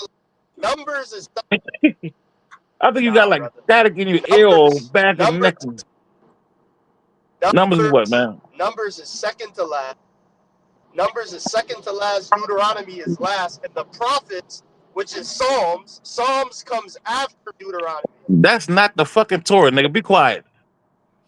That's a fucking song. It ain't even. You just said you just said the prophets. Why did you bring up the prophets? Do you know what the prophets I didn't is? say the fucking prophet. What the fuck you talking about, man? You This just nigga is said the bugging the fuck prophets. out. No, I Oh said my God! no. I said the I'm a play prophecies, space. I'm nigga. playing. Deuteronomy, No, the you said the prophecies. What the fuck will happen? you said I you said said the the prophet. prophecies. The prophecies. I didn't say the prophets, bro. Okay. All right. There You you said go. the To calm prophecies. down. Yeah, calm down to the prophecies. That's Deuteronomy. Okay. And before that, I said when they left out, that's they showed the beginning, and I then when they talk about Moses when he left out of Egypt, and they gave him the law, the commandments or whatever. Know what I mean, and then as they went traveling, they learned the rest of the laws at Leviticus. That's all the dietary laws, all the other laws, all the different Yeah. Sabbaths or whatnot. Know what I mean, then when they got to the land, they numbered the people and the land and started dividing the land amongst each other. That's numbers. Yeah. And after Numbers. that Yeah. came the prophecies about what the fuck will happen if you break these laws. What happened if you keep the laws? The prophecies. You can The be that with prophecy. prophet. I never say the prophets. Okay. I thought I heard prophets. I know You you said thought you prophet. did, but don't worry about it. Don't worry about it, King. You good. Okay. The prophecies in Deuteronomy. Yes, you are correct. I Deuteronomy know. is yeah. A question, because I'm Yes. trying to understand. Moses, right? When we're talking about Moses in Egypt, what was the big deal? Like, is this a similar situation to the persecution of the Jews under the Romans? Is that the same thing with the Moses leading the Jews out of Egypt? Were they being persecuted? Is it the same thing? Similar. Very Man, similar. every book is about somebody got there leading the boy somewhere. Either out of goddamn Babylon, out of the Persians, away from the goddamn Greeks, the Grecians, away from the Romans. Well, ain't nobody let nobody away from the Romans. Bible ended before then. But yeah, every day there's always a prophet that's gonna tell you what the fuck to do. To go back and rebuild the goddamn So the this is kingdom or the all temple, restore this. the goddamn or restore the government. Wait, hold up. How did they Then there's get to Egypt in the first place? How did they end up in Egypt in the first place? Because what of you mean?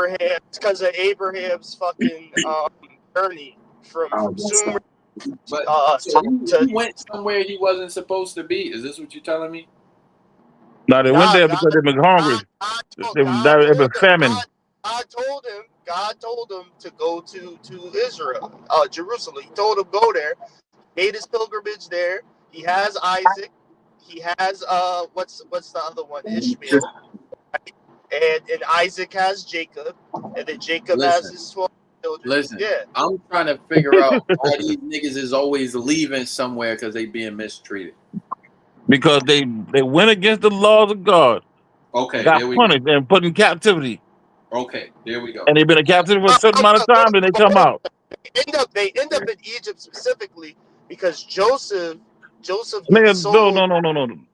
Hold Joseph's brother on. sold him into Egypt, though. That's what I'm saying, nigga. Yeah, Hold on. yeah, but Joseph's brothers, out of jealousy, out of spite, sold his ass into slavery into Egypt.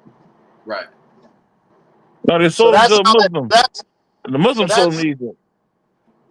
there was no Muslims at this time. What are you The fuck talking you about? mean? What we call Muslim now. There wasn't no Egypt at that time either. But we talk about the common term we use now. We use the term Egypt. We turn the damn brother these fucking Muslims. Why would The brother Muslims told sell? them Why would Muslims sell Joseph to Egyptians? Why would they do that? because that's what they did. They were trading. They trade every fucking thing. Everything based on trade. You sold people too. And the nigga was a fucking seer. You know how much? You know what the fuck that's worth? What you trying to say Joseph wasn't a seer? All right, now that's how Joseph got to Egypt. The rest of them boys got to Egypt a little differently. I mean, they were running from famine. So Joseph was a Jew? Yes, he was an Israelite. Sorry, Israelite. Yeah, he was an Israelite. Yeah. So prior to his brothers betraying him or being jealous of him, there were no Israelites in Egypt? To my understanding, that's the first time in the Bible we hear of Israelites in Egypt. Okay, so one of y'all tell me, what is the origins of an Israelite? Like where do we get Somebody come from Jacob. They come from Jacob. They come from All right, Jacob. now we're talking about Jacob. Who is Jacob, man? Where's he from? Where did he live? Son of Isaac, and they lived in what we call modern day Palestine. So they left their home. They left their home. Abraham went to the promised land already. He went to the promised land. And he started having children over there. He was born in the promised land. So He wasn't born in Palestine. Isaac would be the first Hebrew born in the promised land, because prior to that, his father Abraham was originally from Sumeria or Sumer, whatever the fuck you want to call it. Okay. Depending on the book you're dealing with, because the Jewish book or Hebrew book, they say These niggas go back. Is Sumer, which is Iran. It's that shit. Yeah. Yeah, but it's not those areas. Those names got those names contemporarily. Them shit wasn't called that. That's the fucking desert. And during that time, it was under fucking water. So we might have to look into this Sumerian stuff too. If any Yeah, of all this, of them go there. Yeah. All of them was the same. Yeah, area? I don't know that shit. I'll fall back to Darvis on that. I don't have to look into Sumeria. You don't know half the shit you talk about. You should have been fell back.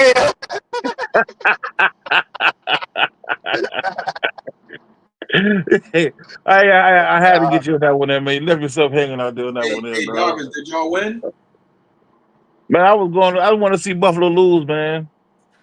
I'm not a Patriot fan, but my homeboy, they a Buffalo fan. I want to see them boys lose, man. So what about the Bears, though? We had a bye week. Oh, okay. How'd you feel about the Eagles? I'm glad to see their ass fall too. All them false prophets falling. So you be going at it with OTK about them Eagles then? Yeah. Okay. Yeah, the Eagles is nice. They always good. The Bears, y'all niggas suck. I ain't even gonna lie. The problem is you talk about the past, man. You can't say shit about the Patriots because we done did our shit already. Hey man, listen. You still talk about the past. Yep. We got 4 of them, nigga. 4 or 5 actually. 5 of them. I got 6 of them. 7 of them. But that's history. You talk about what you're doing now. You still talk about what you used to do. Are the Bears good now? Yeah, I'm right. We're on a winning streak, man. Okay, I don't know. Yeah, but we might have to look into this Sumeria. This motherfucker laughing his ass off at me, man. But we is good, nigga. We on a fucking winning streak, nigga. Hey, truest. Yeah. So when we talk about Sumeria and Abraham coming from or whatever, Mesopotamia area, does the Bible or Torah say that precedes the empire of Egypt? Or does it talk about a Sumerian empire at all that he came from? Like, they don't talk about the civilization of where he came from? So when it talks about it talks about like it's like a city, like it's a city state. But it is, but yeah, like I guess you could say yes, it's a civilization because it's a city, you know. But it talks about like a city where they're doing a lot of like wicked shit, and that's Okay. why Abraham, who's a man of God, he decides he Mm. needs to get the fuck out of there. Okay. You know what I'm Okay. Yeah, we talked about that. Would be modern day Iraq. Them niggas in Iraq. saying? No, Yeah. that wouldn't be in that area, man. Yeah, that's Iraq. Oh, never mind. Never mind. I'm talking to you. My None bad. of us just have no with it, man. The people start naming them shit, those names, man, after the fucking fall of the Soviet Union. Before the fall of the Soviet Union, ain't them crazy ass names been over there. Well, sometimes the places are named after certain gods, right? So I would ask you. Oh, he getting a phone call. That was crazy.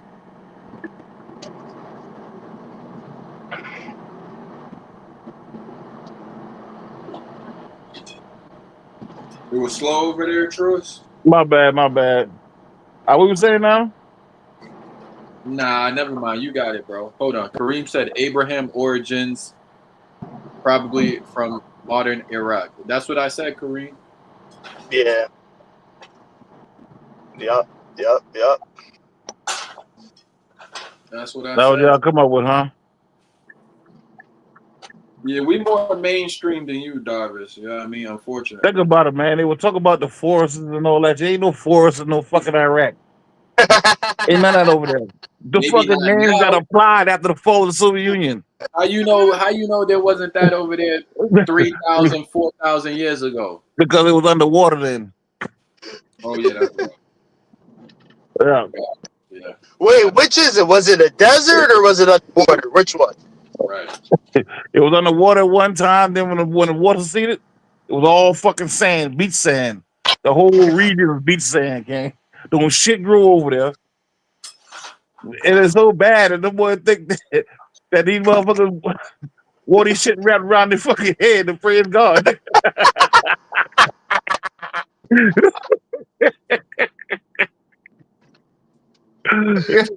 Uh, Yeah, man, we fucked over in history, man. We told a bunch of lies, man.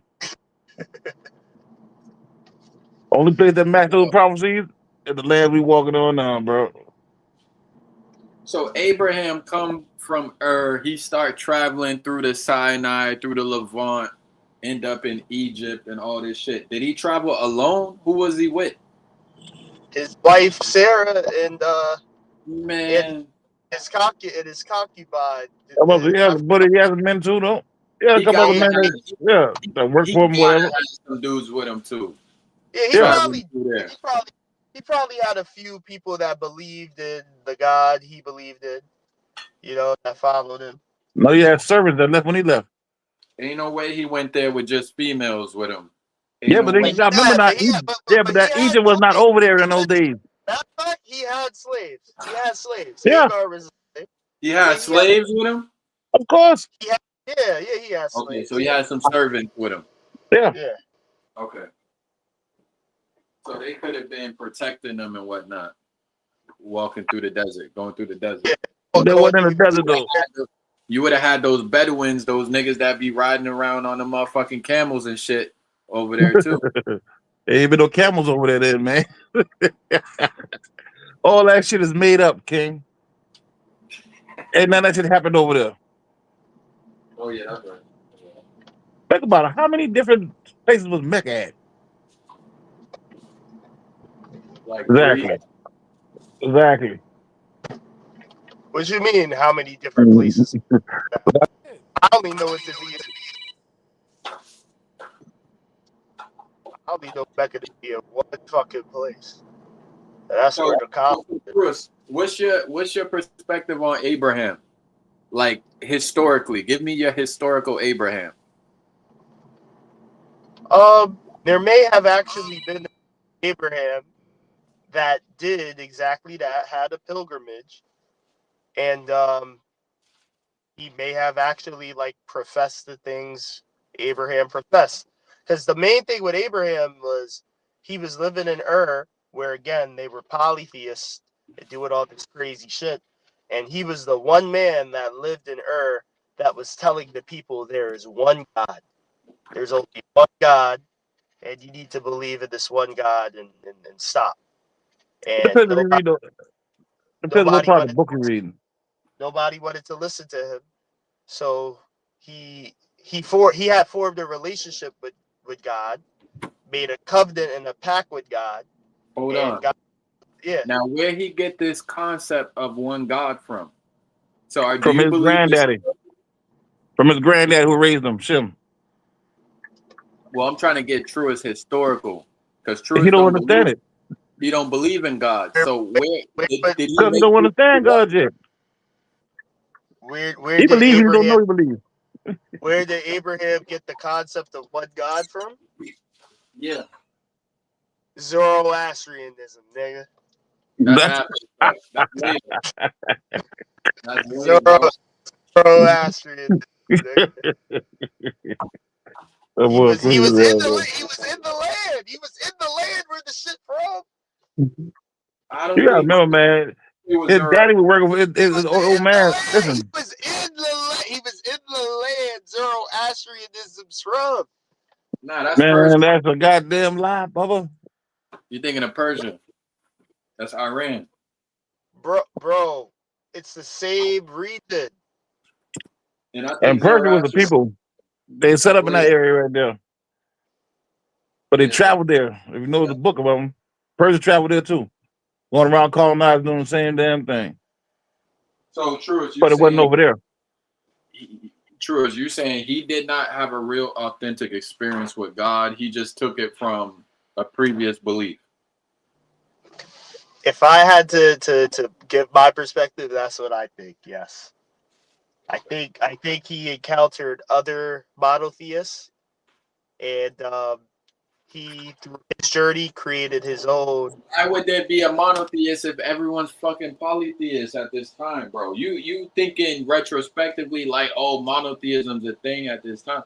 Ain't No, no no, no. It's a rare thing. Like at this yeah. time, that shit is rare for sure. Right. But why did people become monotheists? Because even in Egypt, at one point in time, the Egyptians became monotheists. So it's Man, like we see evolution. We see evolution of thought. Like in Greece, there's this sect of like Greeks called the Orphic Greeks. They became monotheists. yeah, but those are contemporary Like terms that a fucking historian, a contemporary historian put on history. It superimposed that in history. The people in history didn't think like that, bro. I'm just And yeah, saying, remember we see Abraham daddy had 12 different idols he was dealing with. we see Abraham people daddy, Sarah, was also a member of Nimrod's army. across the world at their own pace eventually become monotheists. Now, Why? okay. Man, ain't Why? nobody been a goddamn monotheist, man. That's a term that somebody used in contemporary time and tried to superimpose into history. Everybody knew there was a bunch of different gods. They knew that. His daddy was Shem. Excuse me, his granddaddy was Shem. Great granddaddy was Shem. True. Now I'm gonna ask you: do you think people came to this monotheistic conclusion through reason and philosophy? Yeah, I think through reason. I think through reason. You would have to say that because you don't believe God is real. So you could only say humans they thought this into existence. Yeah, They, I they think people. debated this. They argued this and came up with this.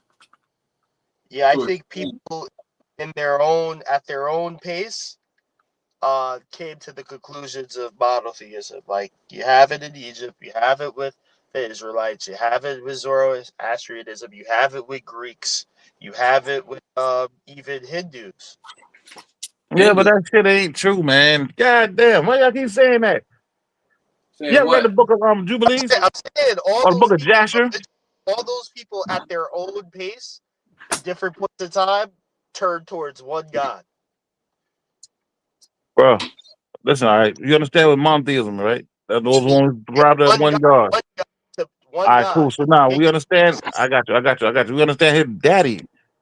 Abraham's daddy was a part of Nimrod's army. Remember that part, right? No, I never heard that. Oh shit! Well, see, y'all boy gotta read the book, baby. True, is that true? I don't listen, Abraham's man. Yeah.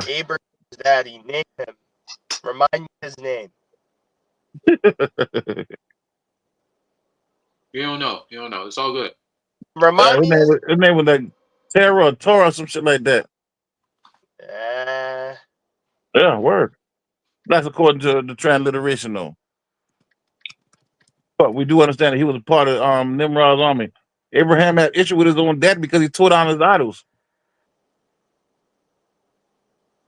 Okay. So even his daddy couldn't have been monolithic, theistic. They said many And like Nimrod called himself a god. right. And a lot of people in those areas, where they were living at, followed that. But Shem, on the other hand, them boys knew there were other gods, but they dealt with I don't know, Yahweh. bro. According to this, it's saying According to what? Terah was an idol maker who worshipped other gods. Joshua 24:2. Abraham rejected this and turned to worship one God. Nigga, that's what I said. But the term worship didn't. The way, listen, man. These people got blood covenant and they got law. All right. Abraham's dad. Listen, let me try to explain it to you, man, because Abraham's dad was an idol worshiper. I know. I just told you that. He also been a part of Nimrod's army. I know that, King. I told you that. Okay.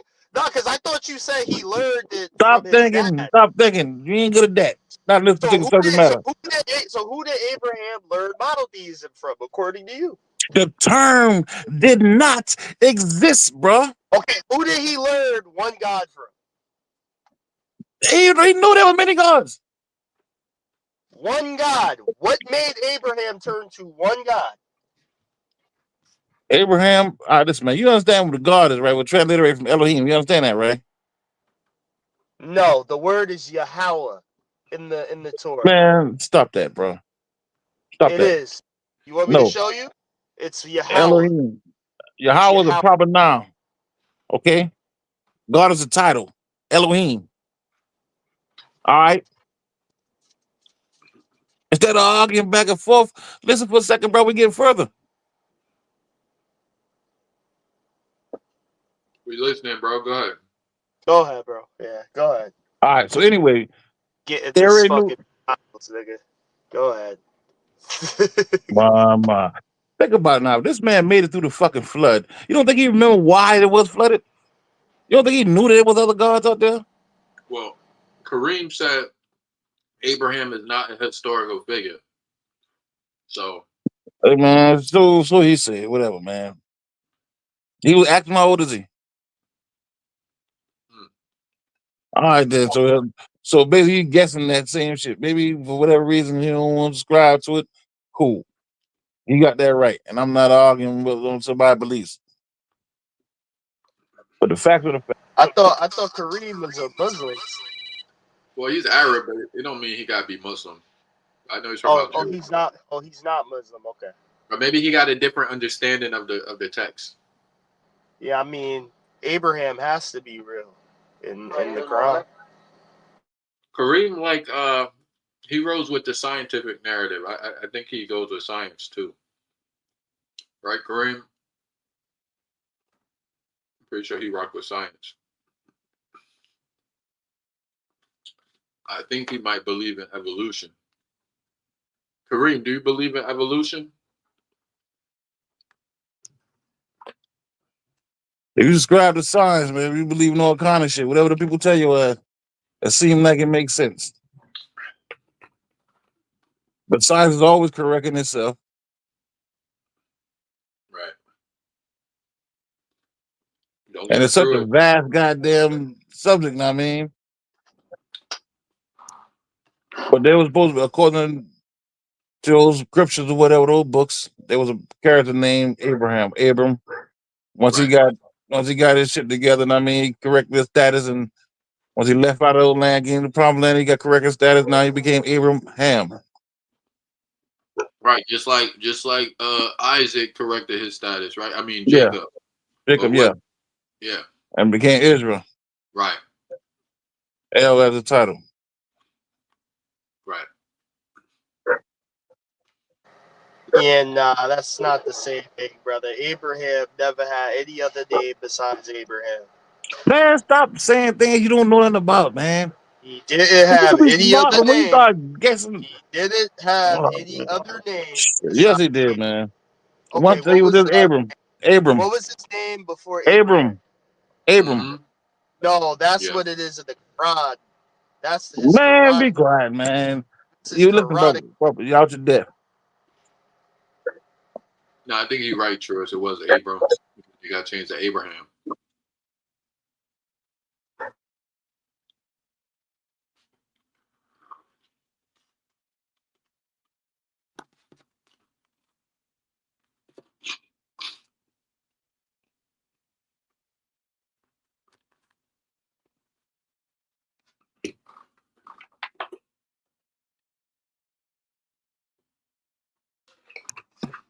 Yeah, boys, finish y'all fight. We see let y'all finish. I'm trying to get this food. Oh, McDonald's, huh? Yeah, fuck. Or you just nigga get McDonald's. I just had 2 burgers, nigga. It was good as hell.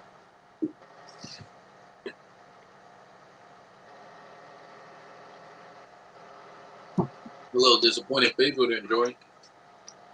But Faisal would be good at having this conversation because he know the Bible, he know the Quran, and he know the arguments that the Christians be making. That's it. So Faisal one point I thought about, right? So Jews would make the argument, right, from a Torah perspective that you know, Yahweh says he doesn't have partners, right? He doesn't have partners. When it comes to creating and shit like that, Yahweh is responsible for that, right? But then when we look at, and this is a Trinitarian argument, but it's a good one. When we look at Genesis, when Yahweh's creating humans, he says, "Let us make man in our image," right? A lot of people make the argument that the "let us make man in our image" is God talking to the angels, but that would be making the angels partners with God during the process of creation. So that can't be the fucking case because the Torah speaks against doing that.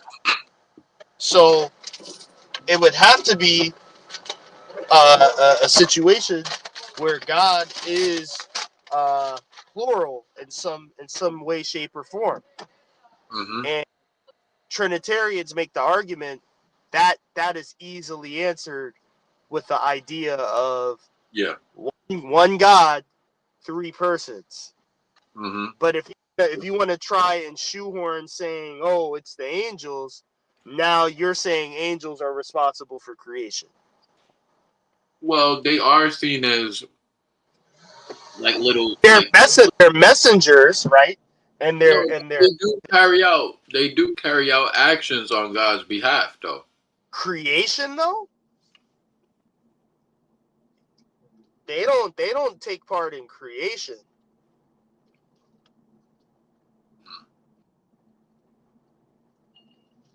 I don't know. That's I that's where just the know that angels are posited as they do not disobey. They can only do what God says. right. They can They do have what no God free will. says, They literally don't have free will. but we don't have any instance in the Torah, Bible, or the Quran where angels are creating, especially life, where they're creating life. Well, let me ask you. Well, see, never mind. Damn. I was going to say, did Jesus create life? Yes. Remember what I showed you? It said everything was created for him, by him, through him. Yeah. And that is the art. That is. So let me ask you, why aren't you a Christian anymore? Because I don't believe in none of that spooky shit. I don't believe in any of it at all. I just know the arguments, but I don't believe in it. I had to fucking learn a lot of these arguments. So you're a pragmatist. You only believe in the literal. Not really. I can be convinced with So then a. you do have some spooky beliefs then, because if you're not a pragmatist, meaning you're not only about what could be practiced and practically shown to you through some type of demonstration, then you do have some spooky beliefs then. No, I'll give you something that's non-pragmatic that I believe in. So I think things that are conceptual, like love, that's not pragmatic. Like I think love is conceptual. I think morality is conceptual. I think time is conceptual. I think I think there's a lot of things that are intangible that you can't actually fucking measure. Uh, but I still believe in the reality of those things and the effects those things have on life. It's just like when people say something's a social construct, like race. Like race is not pragmatic, really. But I understand fucking exists in like the society we live in, like because it has effects. So I'm not a person that's like, oh, I'm only like a materialist if it can't be measured, if it can't. No, for me it's more so like show me the effects of what you're talking about. Show me how it has an effect on life. Convince me. Hmm. I'm not like a hardcore fucking materialistic pragmatic person at all. No. But that's why some atheists would call me agnostic or a soft atheist. I don't care. Like a Yeah. lot of times I know when I asked when I you, do you believe in evil? I know I asked you, do you believe in evil? You said yeah, but I was like, prove it. You yeah, can't I really prove believe it. I believe I believe in evil. I believe in evil. Absolutely. Right.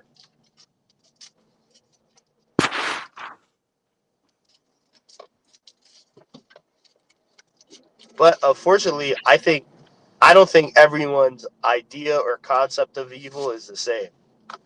But I have my own idea of what evil is, for sure. Yeah. Who says angels created? Oh, okay, that's Kareem. Oh, he asks who said angels created. The Yeah. people that say angels created are the people that look at Genesis where it says, "Let us make man in our image," and they say that's God talking to the angels.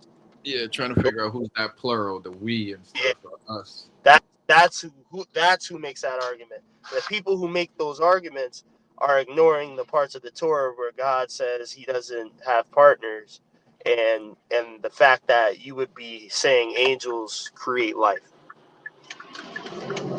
So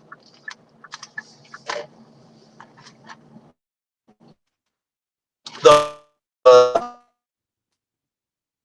it can't be anything but God. God don't have no partners.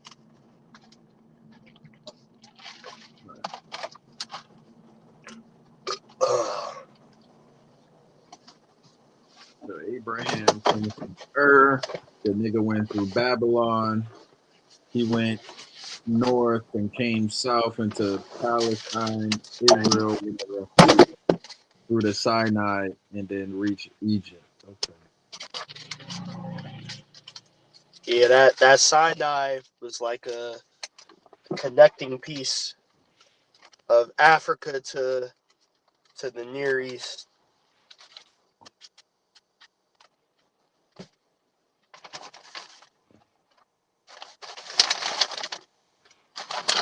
But this is what I'm saying. Like ultimately,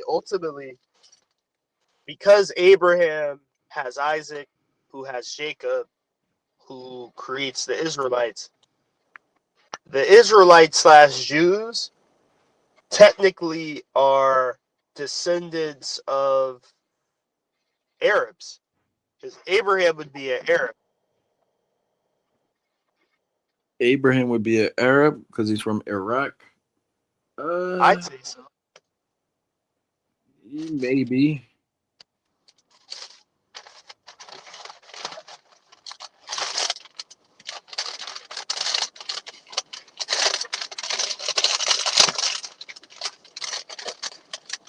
What you got off early today?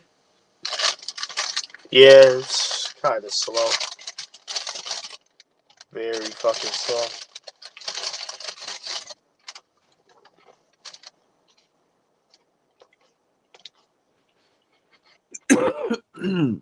Darvish just went radio silent. He must be on the phone.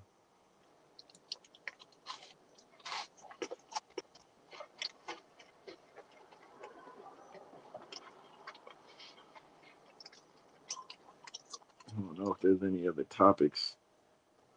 Do we have any other topics? Even for tomorrow. I was going to do that stream tomorrow, but it seemed like we already talked about most of it.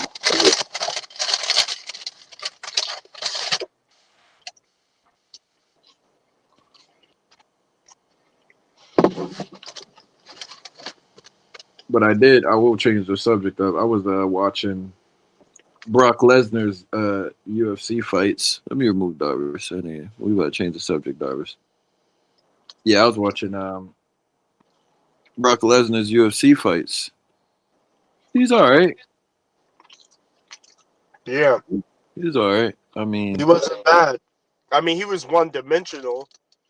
Like, he couldn't strike at all. He was mainly just a wrestler, ground and pound. Yeah. But nobody could. Yeah. It's like if you can't stop it, why not? You know, his wrestling was so dominant, he was able to become UFC champ. So why did he stop wrestling? I mean, why he stop? You know what I'm trying to say. UFC. Like winning. Why he stopped UFC? Oh, because eventually he ran into niggas that could stop the takedown and force him into a striking match, and he got knocked out like twice. Yeah, I watched the boy CM Punk. Oh my god, I feel like I could beat up CM Punk. And CM Punk was terrible. Like I'll whoop him. Damn. God, Kareem said, God has no partners. Is a strong Islamic belief. Yeah. Yeah, I mean that's a Torah belief. That's what the Torah says too. Oh, I know why Kareem's saying that about the angels thing. Mm-hmm. Yeah. God has no partners. Yeah. So yeah, to me, Jesus seemed like. I mean, I read the story while you was away, and I read it from like a historical perspective, so I kind of understand what was going on better now. Like now, I see what was going on. I guess the discrepancy is still what did he teach? I know what his followers believed about him after the fact, you know, because they believe they seen him rise up. But prior to that, there's really nothing about him being divine. Did he teach? Did he teach that he was gonna rise up? You know what I mean? Like, that's a good question. Did he teach that he would resurrect? Yeah, that's a good question. That's important. Like, what's the actual reality of what took place? did he tell people that he was gonna grant them eternal life? Because again, the only person that can grant people eternal life is fucking God. A human can't grant you eternal life. Right. So are you implying that he did say that? I'm saying if he said that, I don't know what he said. But from my position, it's very likely he said something like that, and that's why he got killed. Hmm.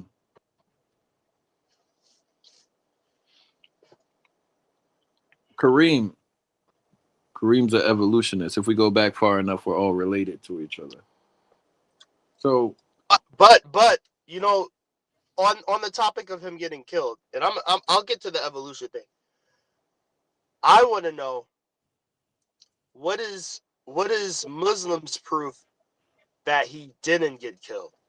see, I read that. To me, it seems like you have to rectify it, like historically. You can't just do theology too much.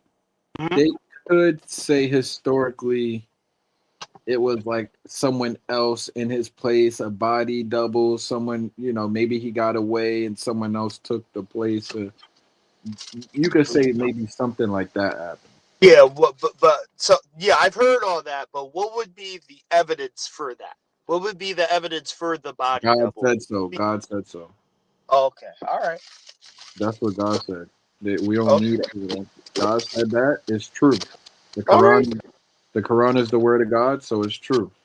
I could respect that. I can respect that if that's the answer.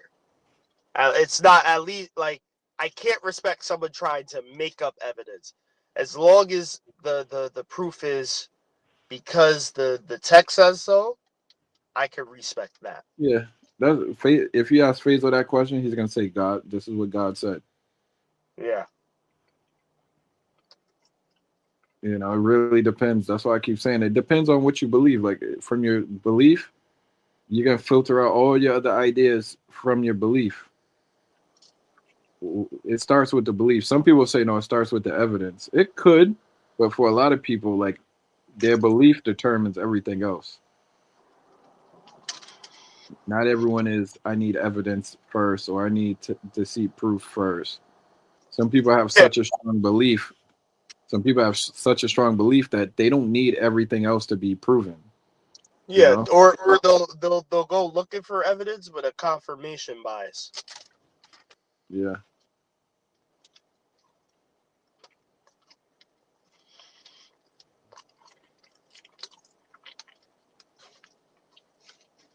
Dang, it's about to be October 7th, bro. Yo, they really changed the name of that NXT shit. Oh, what they changed it to? What was it supposed to be in the first place? Invasion. Invasion? Mm-hmm. So they changed it. That's crazy. Okay. But what were you saying about evolution and Kareem? Well, I was gonna ask Kareem, where does life come from? Like, does he believe in panspermia or something like that? Like how does he reason the origins of life? Does he believe in Big Bang? He probably believes in Big Bang.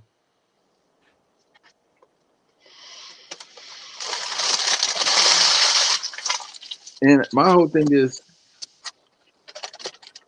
should that matter? As humans, should we be trying to figure this out? And if we figure it out, does it change everything? Where life came from? Yeah. Depending on where the answer, like if it's from like another planet, it's like, oh shit, all right, so what's on this other planet? Um, if it was from like a random like meteor in space or something like okay, that was just accidental or some shit. If there was like something else that planted it here, it's like, oh, okay, is that God? Like Mhm. whatever planted life here, would that be God? Like it depends on whatever it is. You know that the answer could change everything depending on what it is, and it could confirm it could also confirm a story we already have. Right. Like out of the hundreds of stories we already have, it could confirm one of them. I kind of want to see what humans are going to be on in like another 500 years, another 1,000 years. If we're not fucking if we don't wipe each other off the fucking face of the earth with nukes or some shit. Yeah.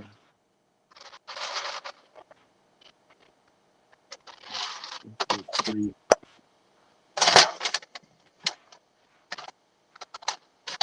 Why don't you eat from work?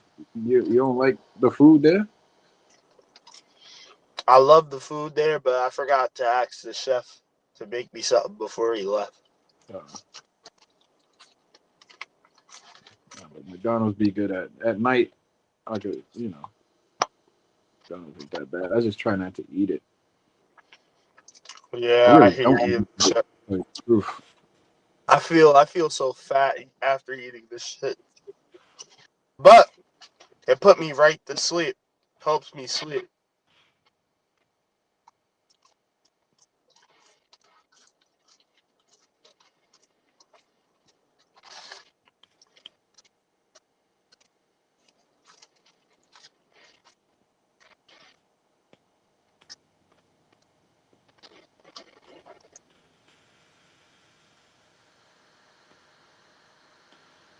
Nobody live right now or nothing.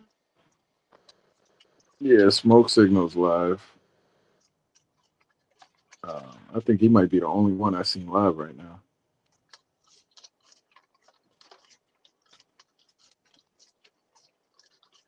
But let me see what they're talking about.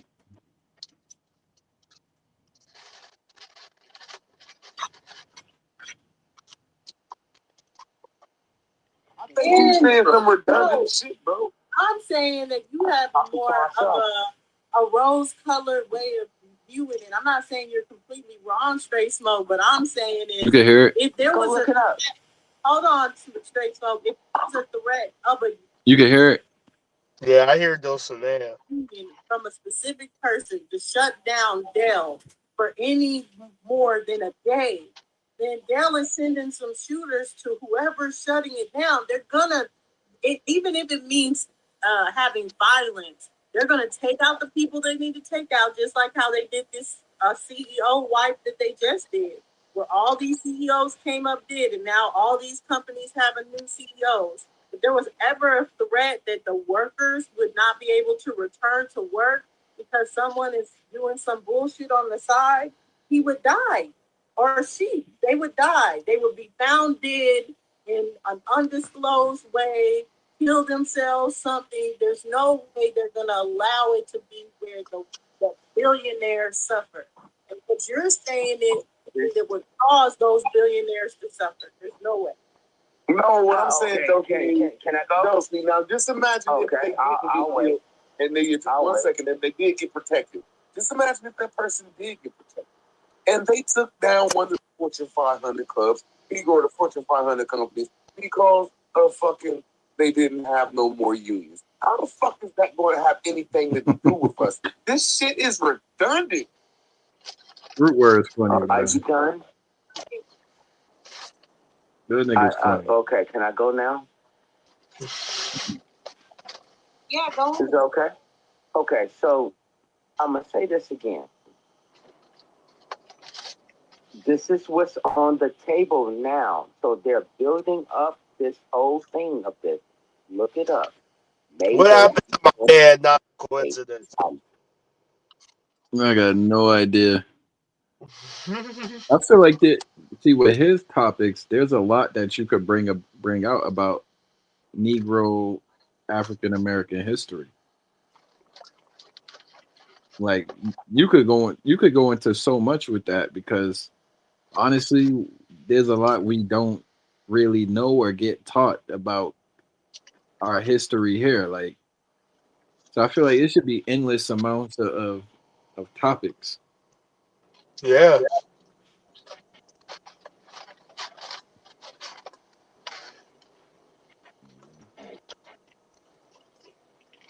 Maybe niggas got fatigue. Niggas be tired sometimes.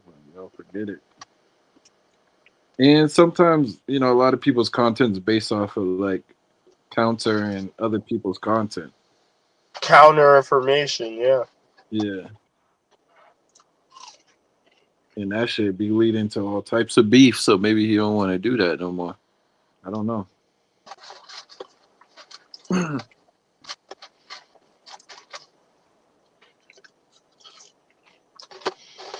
What was Inky talking about on his shit? I got no idea what he Shit. was talking about. He was like, he was somehow connecting God to,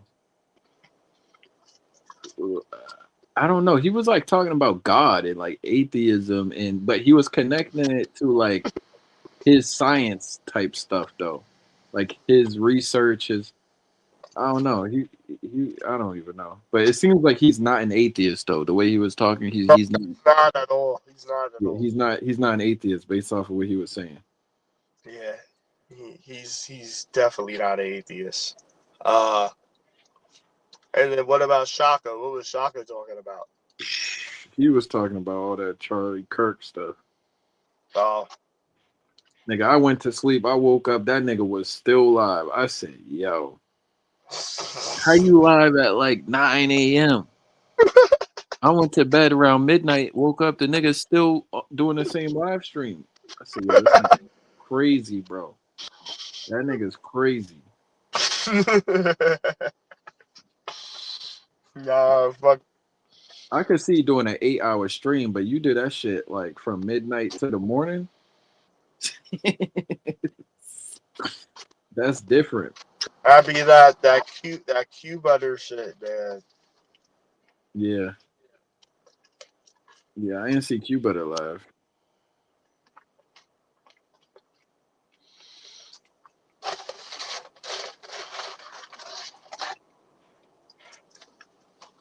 What's it like being a married man? I see you showing it off in your picture. Greatest day of your life. Definitely the happiest day of my life. Greatest day of my life? Time will tell. I don't think I can say it's the greatest day of my life until it's a successful marriage.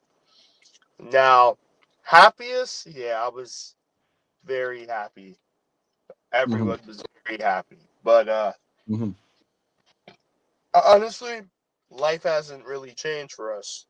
We've lived together for 4 years, anyways. So life hasn't changed.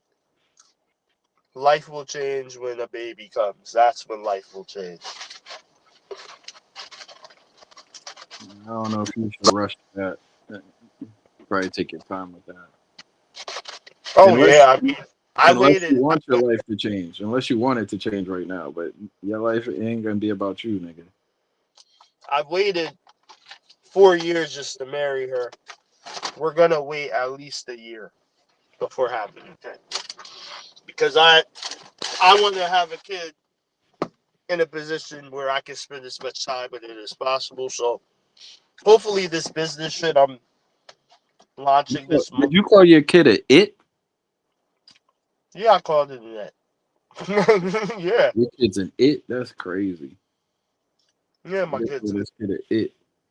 Until I know what it is, i.e., male or female, boy or girl, I'm gonna call it a it. What if it's Once, non-binary though? yeah, I ain't playing that shit, nigga. I'm not playing that shit. Not in my house. You're You gonna have can a be non-binary baby, nigga. non-binary in foster care, but hey, you never know. That's hate In this, speech, bro. You can't say that. yeah, I gotta be careful. I live in fucking New York City.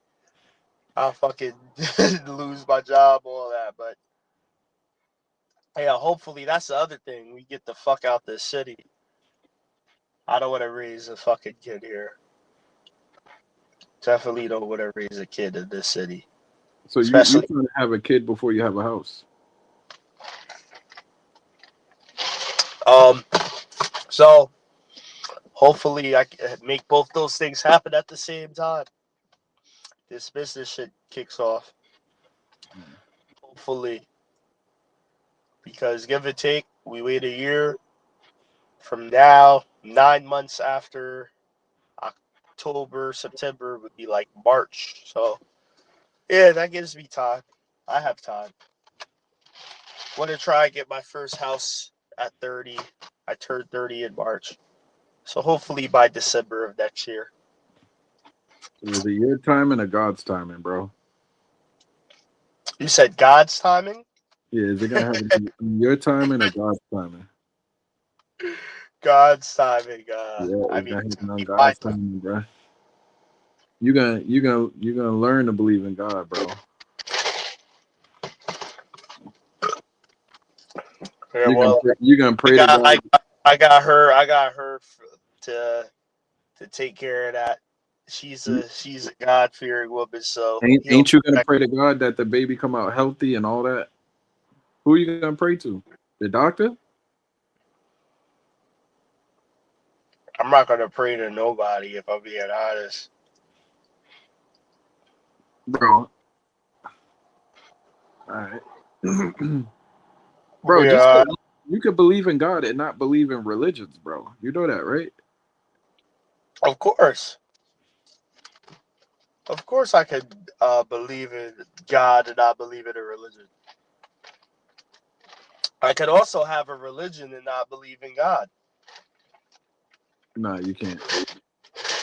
You Why gotta have not? a higher power, bro. There gotta be a higher power. What's a religion? What is a religion? What is that? It's a cult of that follows certain practices centered around a deity. That's a religion. It has to be centered around a deity. Yeah, yeah, I don't know about that. yeah. The deity is the unifying figure for the cult and their practices. I don't know about that. I could form a religion around a fucking celebrity. I could form a religion And that's your around. god. Then the celebrity would be your god. You're deifying a celebrity. What if I formed a religion around? Even if you did a spoon, that spoon would be your god. Or I mean, it depends on what you are calling God. Like is your God like? All right, if I said, if I said, fucking Jennifer Hudson was God. We know Jennifer Hudson didn't create the universe. So like when we say God at that point, like what are we talking about? Well, even the Greeks with their gods, Aphrodite, they didn't think it created the universe, but they prayed to her for fertility and all these other things. Oh, what? That's a great point. You're right. I can't argue with that. Yeah. That you're right. God doesn't always have to be Creator. the creator. Yes, you're right. But I was playing a game and I was looking at like the temple of Aphrodite. I'm like, yo, that shit was kind of fire, but I could see how like it's also like brainwashing. Like you could really control the people in your society through these deities. Like you create a big ass statue of a nice, curvy, beautiful woman, and the temple is beautiful. You know, like females, for example, are gonna flock to something like that. And you're playing on male desire. Playing Yeah, on male desire, playing on female vanity, for whatever your fucking political purpose is. yeah, they got big ass temples and all that for these deities. I'm like, yo, that's a crazy society. People like just going up into the temple to worship, looking at the statue. The statue's big as hell, flowers everywhere, beautify it. You know, that's female psychology gonna go crazy over stuff like that. So I already And know like they their have, statues, they were very fucking like very detailed with their statues. yeah. And they like we talked about. Didn't they idealize it, or was that the Romans who idealized the figures? No, the Greeks did that. Idealized figures, right? Forms and figures. It was the Greeks. Yeah, they did that. Yep. Romans didn't do that so much, but the Romans made all of them look like soldiers though. The Yeah. Romans put like fucking armor and shit on most of them, made them look like warriors. But I mean, just from like a psychological standpoint, that's because the Romans were more like warring than the Greeks. Like they just had more of like a war mindset. Let me see what they're saying. Not kidding. This is on the table. And you will see. Bro, okay, I'm gonna land my plan. I'm gonna get my opinion. That's your opinion. If you want to go to work every day your whole life, and they can do whatever the fuck they want to you, and then when somebody goes up and say, "Fuck these motherfuckers, we need to stand up for our rights so we can get more," you're gonna say, "Oh my god, they're gonna motherfucker make sure that the schools is closed because they allocate all of our money to these foreign nations. It ain't because the motherfucking shit you saying. It's because of all of our money is going some places." I regret shit. I'm sorry. That's root word in straight smoke. These niggas, they be coming up with all these master plans. Right? It's fucking crazy. They be airing out their plans on YouTube, how they gonna take over the government. they've been scheming for about 5 years. Jesus, man. Yeah, and they're ironing out their doctrine.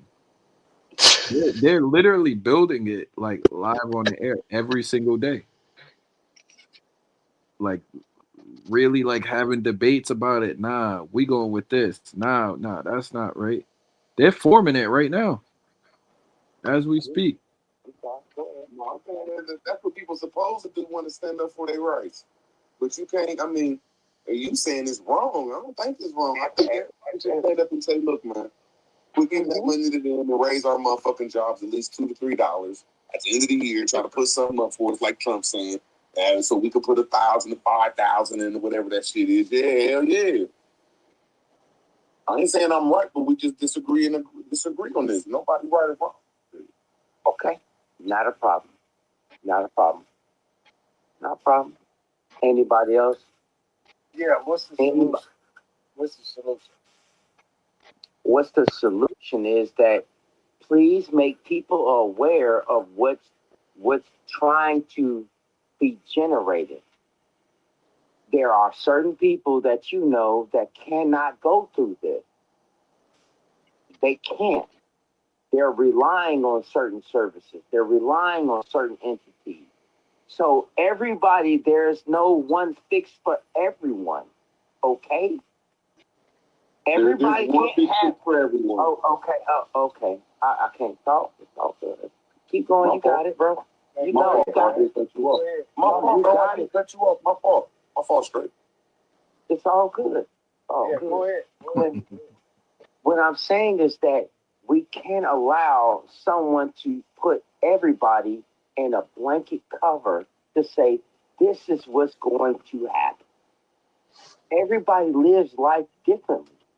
What they're trying to do is make it to where everybody is under a blanket. That's what your whole thing about identity politics is about. They want everybody in a consistent blanket. So they're trying to maneuver. Oh, okay. All right. Go ahead, bro. You got something to say? I'll wait. I'll wait. I don't mean to cut you off. Go ahead. Just try to. I was just trying to. Go ahead, bro. My fault. Okay. It's okay. It's okay. I can wait, sir. It's all right. Now, when you say we all. Oh my God! How many times is this nigga gonna repeat himself? Who, Straight Smoke? Yeah. God damn. Yeah, Straight Smoke. He funny though. You funny. 2 boxes. You pay taxes. I'm gonna land my plane. You pay taxes, or you pay taxes and you pay sales tax, whatever you buy. So you either in 2 of them boxes, you pay both of them, or you pay one of them. You work and you pay what you buy, or you just pay what you buy and you don't work. So everybody is under them 2 blankets, and it's not what the people do in America. It's our taxpayers' money being allocated everywhere. We can float around this motherfucker and really be cool as hell and not really be stressed at all if we can quit giving our money to the war machine and the small hats. See, over here we call them the small I'll address me. Yo, I I'm swear, not gonna it dis- seemed like every topic nowadays is going back to the Jews, bro. Every for, single topic, like you can't not talk about them.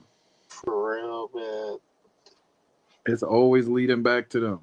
agree with you because I believe top down, from top down, from the top to the bottom.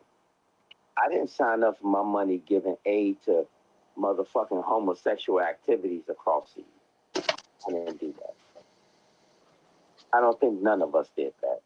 As a matter of fact, I know none of us did that. I don't give a fuck about gender research in Uganda for $650 million. That's some bullshit. I think we all can agree on that, right? But I think we all can agree on that. $650 million to Uganda for gender research of taxpayer money. Do you think that's fair? It's not that much. not that much. All I'm saying is, What? That's like I a asked one-time a deal. simple question. Do you think that $650 million? Hold on, calm down. bro, you just said What'd you say? Oh man, this nigga, he's like just asking the same question, like about, do you think? I forgot how much money in research to gender identity in Uganda. Right. Like, you think we should, our taxpayer dollars should go to? No, nigga, no. But if you got a problem with it, then fucking drop your citizenship and go live somewhere else where you don't have to pay taxes to a government that's going to do that. You know the U.S. supports that shit. So, Yeah, they do. nigga, either move or don't pay taxes and go to federal prison. So my question is, Like, what do you want to fucking do? now this is why I was asking you. Well, you got an echo from your car, bro. I think. Oh, hold up. What about now?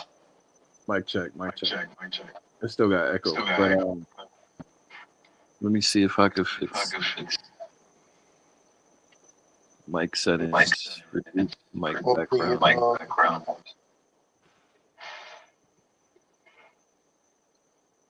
Mic check. No, you still got echo. But All right, hold on. All right.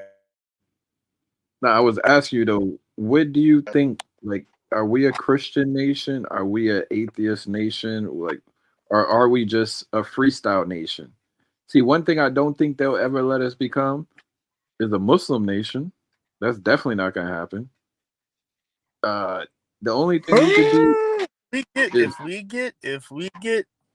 if we get democratic enough, it can happen, and we're seeing it here in New York.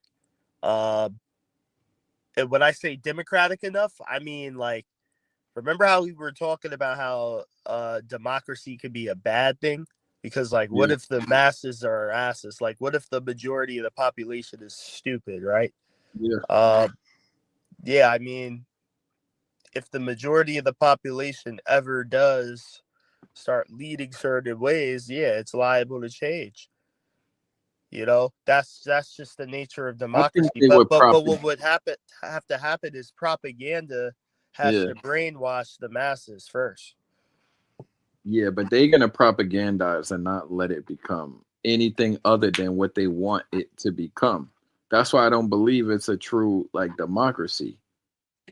You know, it's not a true democracy. It's a brainwashocracy, whatever. That's what they do. And like we saw with like Israel pouring, was it $45 million into Google or whatever the hell? Yeah, they doing their influencing. And they got we literally got influencers. So we know they're influencing the public. Yep. Now my question is, well, what type of society are they trying to create? Is it a Christian society?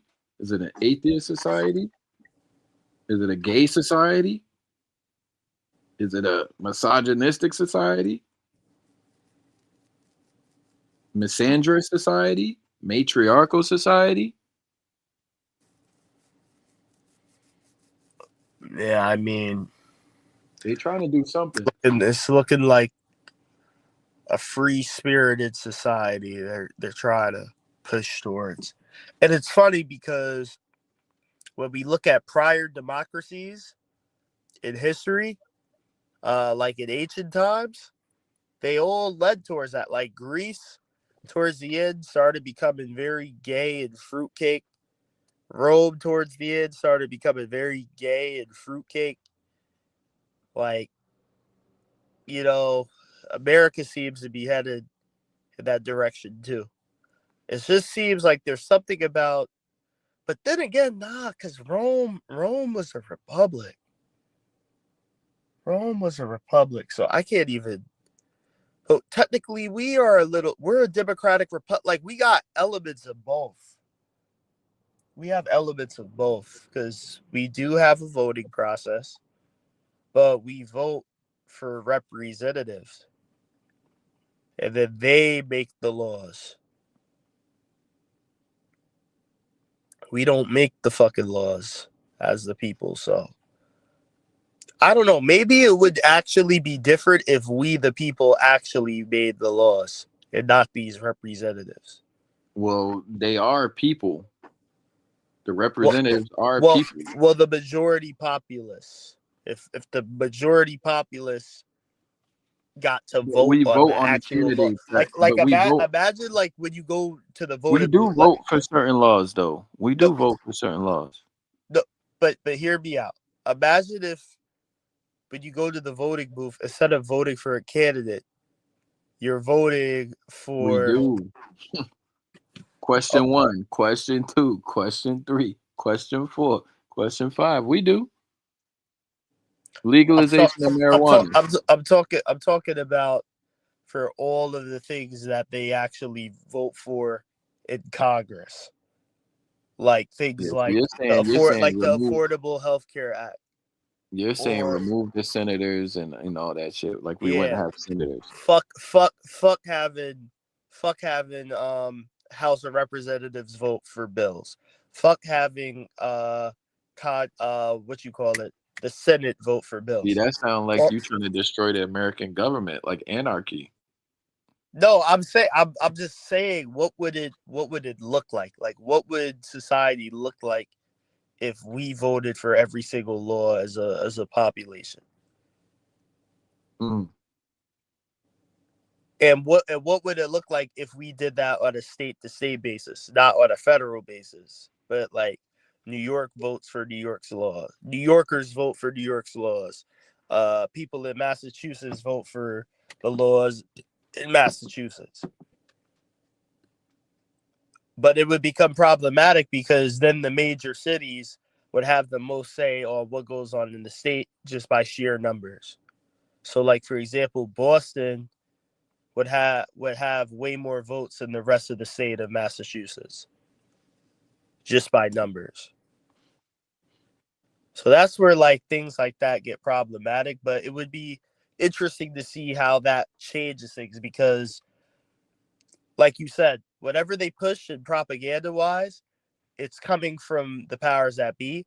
And typically the powers that be are the lawmakers. The people that are in Congress are the powers that be. Or they're at least getting funded and lobbied by the powers that be. Yeah. So they're gonna just Well, can push. you say money is the power that is? Hell yeah, nigga. Hell yeah. So is that capitalism? Hell yeah. You can buy candidates, you can buy politicians, you can fucking fund people to the point they start backtracking on positions they had in the past. You know, you can fucking buy candidates. Absolutely. And typically, Like Mayor Adams. like Mayor Adam, nah, he wasn't bought. Oh, okay. They say he was corrupt. They You don't try remember to it? they try to say he was corrupt because they're mad he told the truth about illegal immigration in the end. And they're mad he started saying Trump was right. But he had a federal charge, though. I remember he had a federal charge. Oh yeah, because they were mad he let some Russians stay like at some hotel here when they came visiting. They were trying to say he was working with Russians or some shit. But that was really just a way to like try and get him out of office because they were mad about what he was saying in terms of illegal immigration. Mm-hmm. He was like, yo, like you guys are destroying my fucking city. And now he got a lawsuit by some female. You seen that? Yeah. They try to get him. It's like they got Cuomo.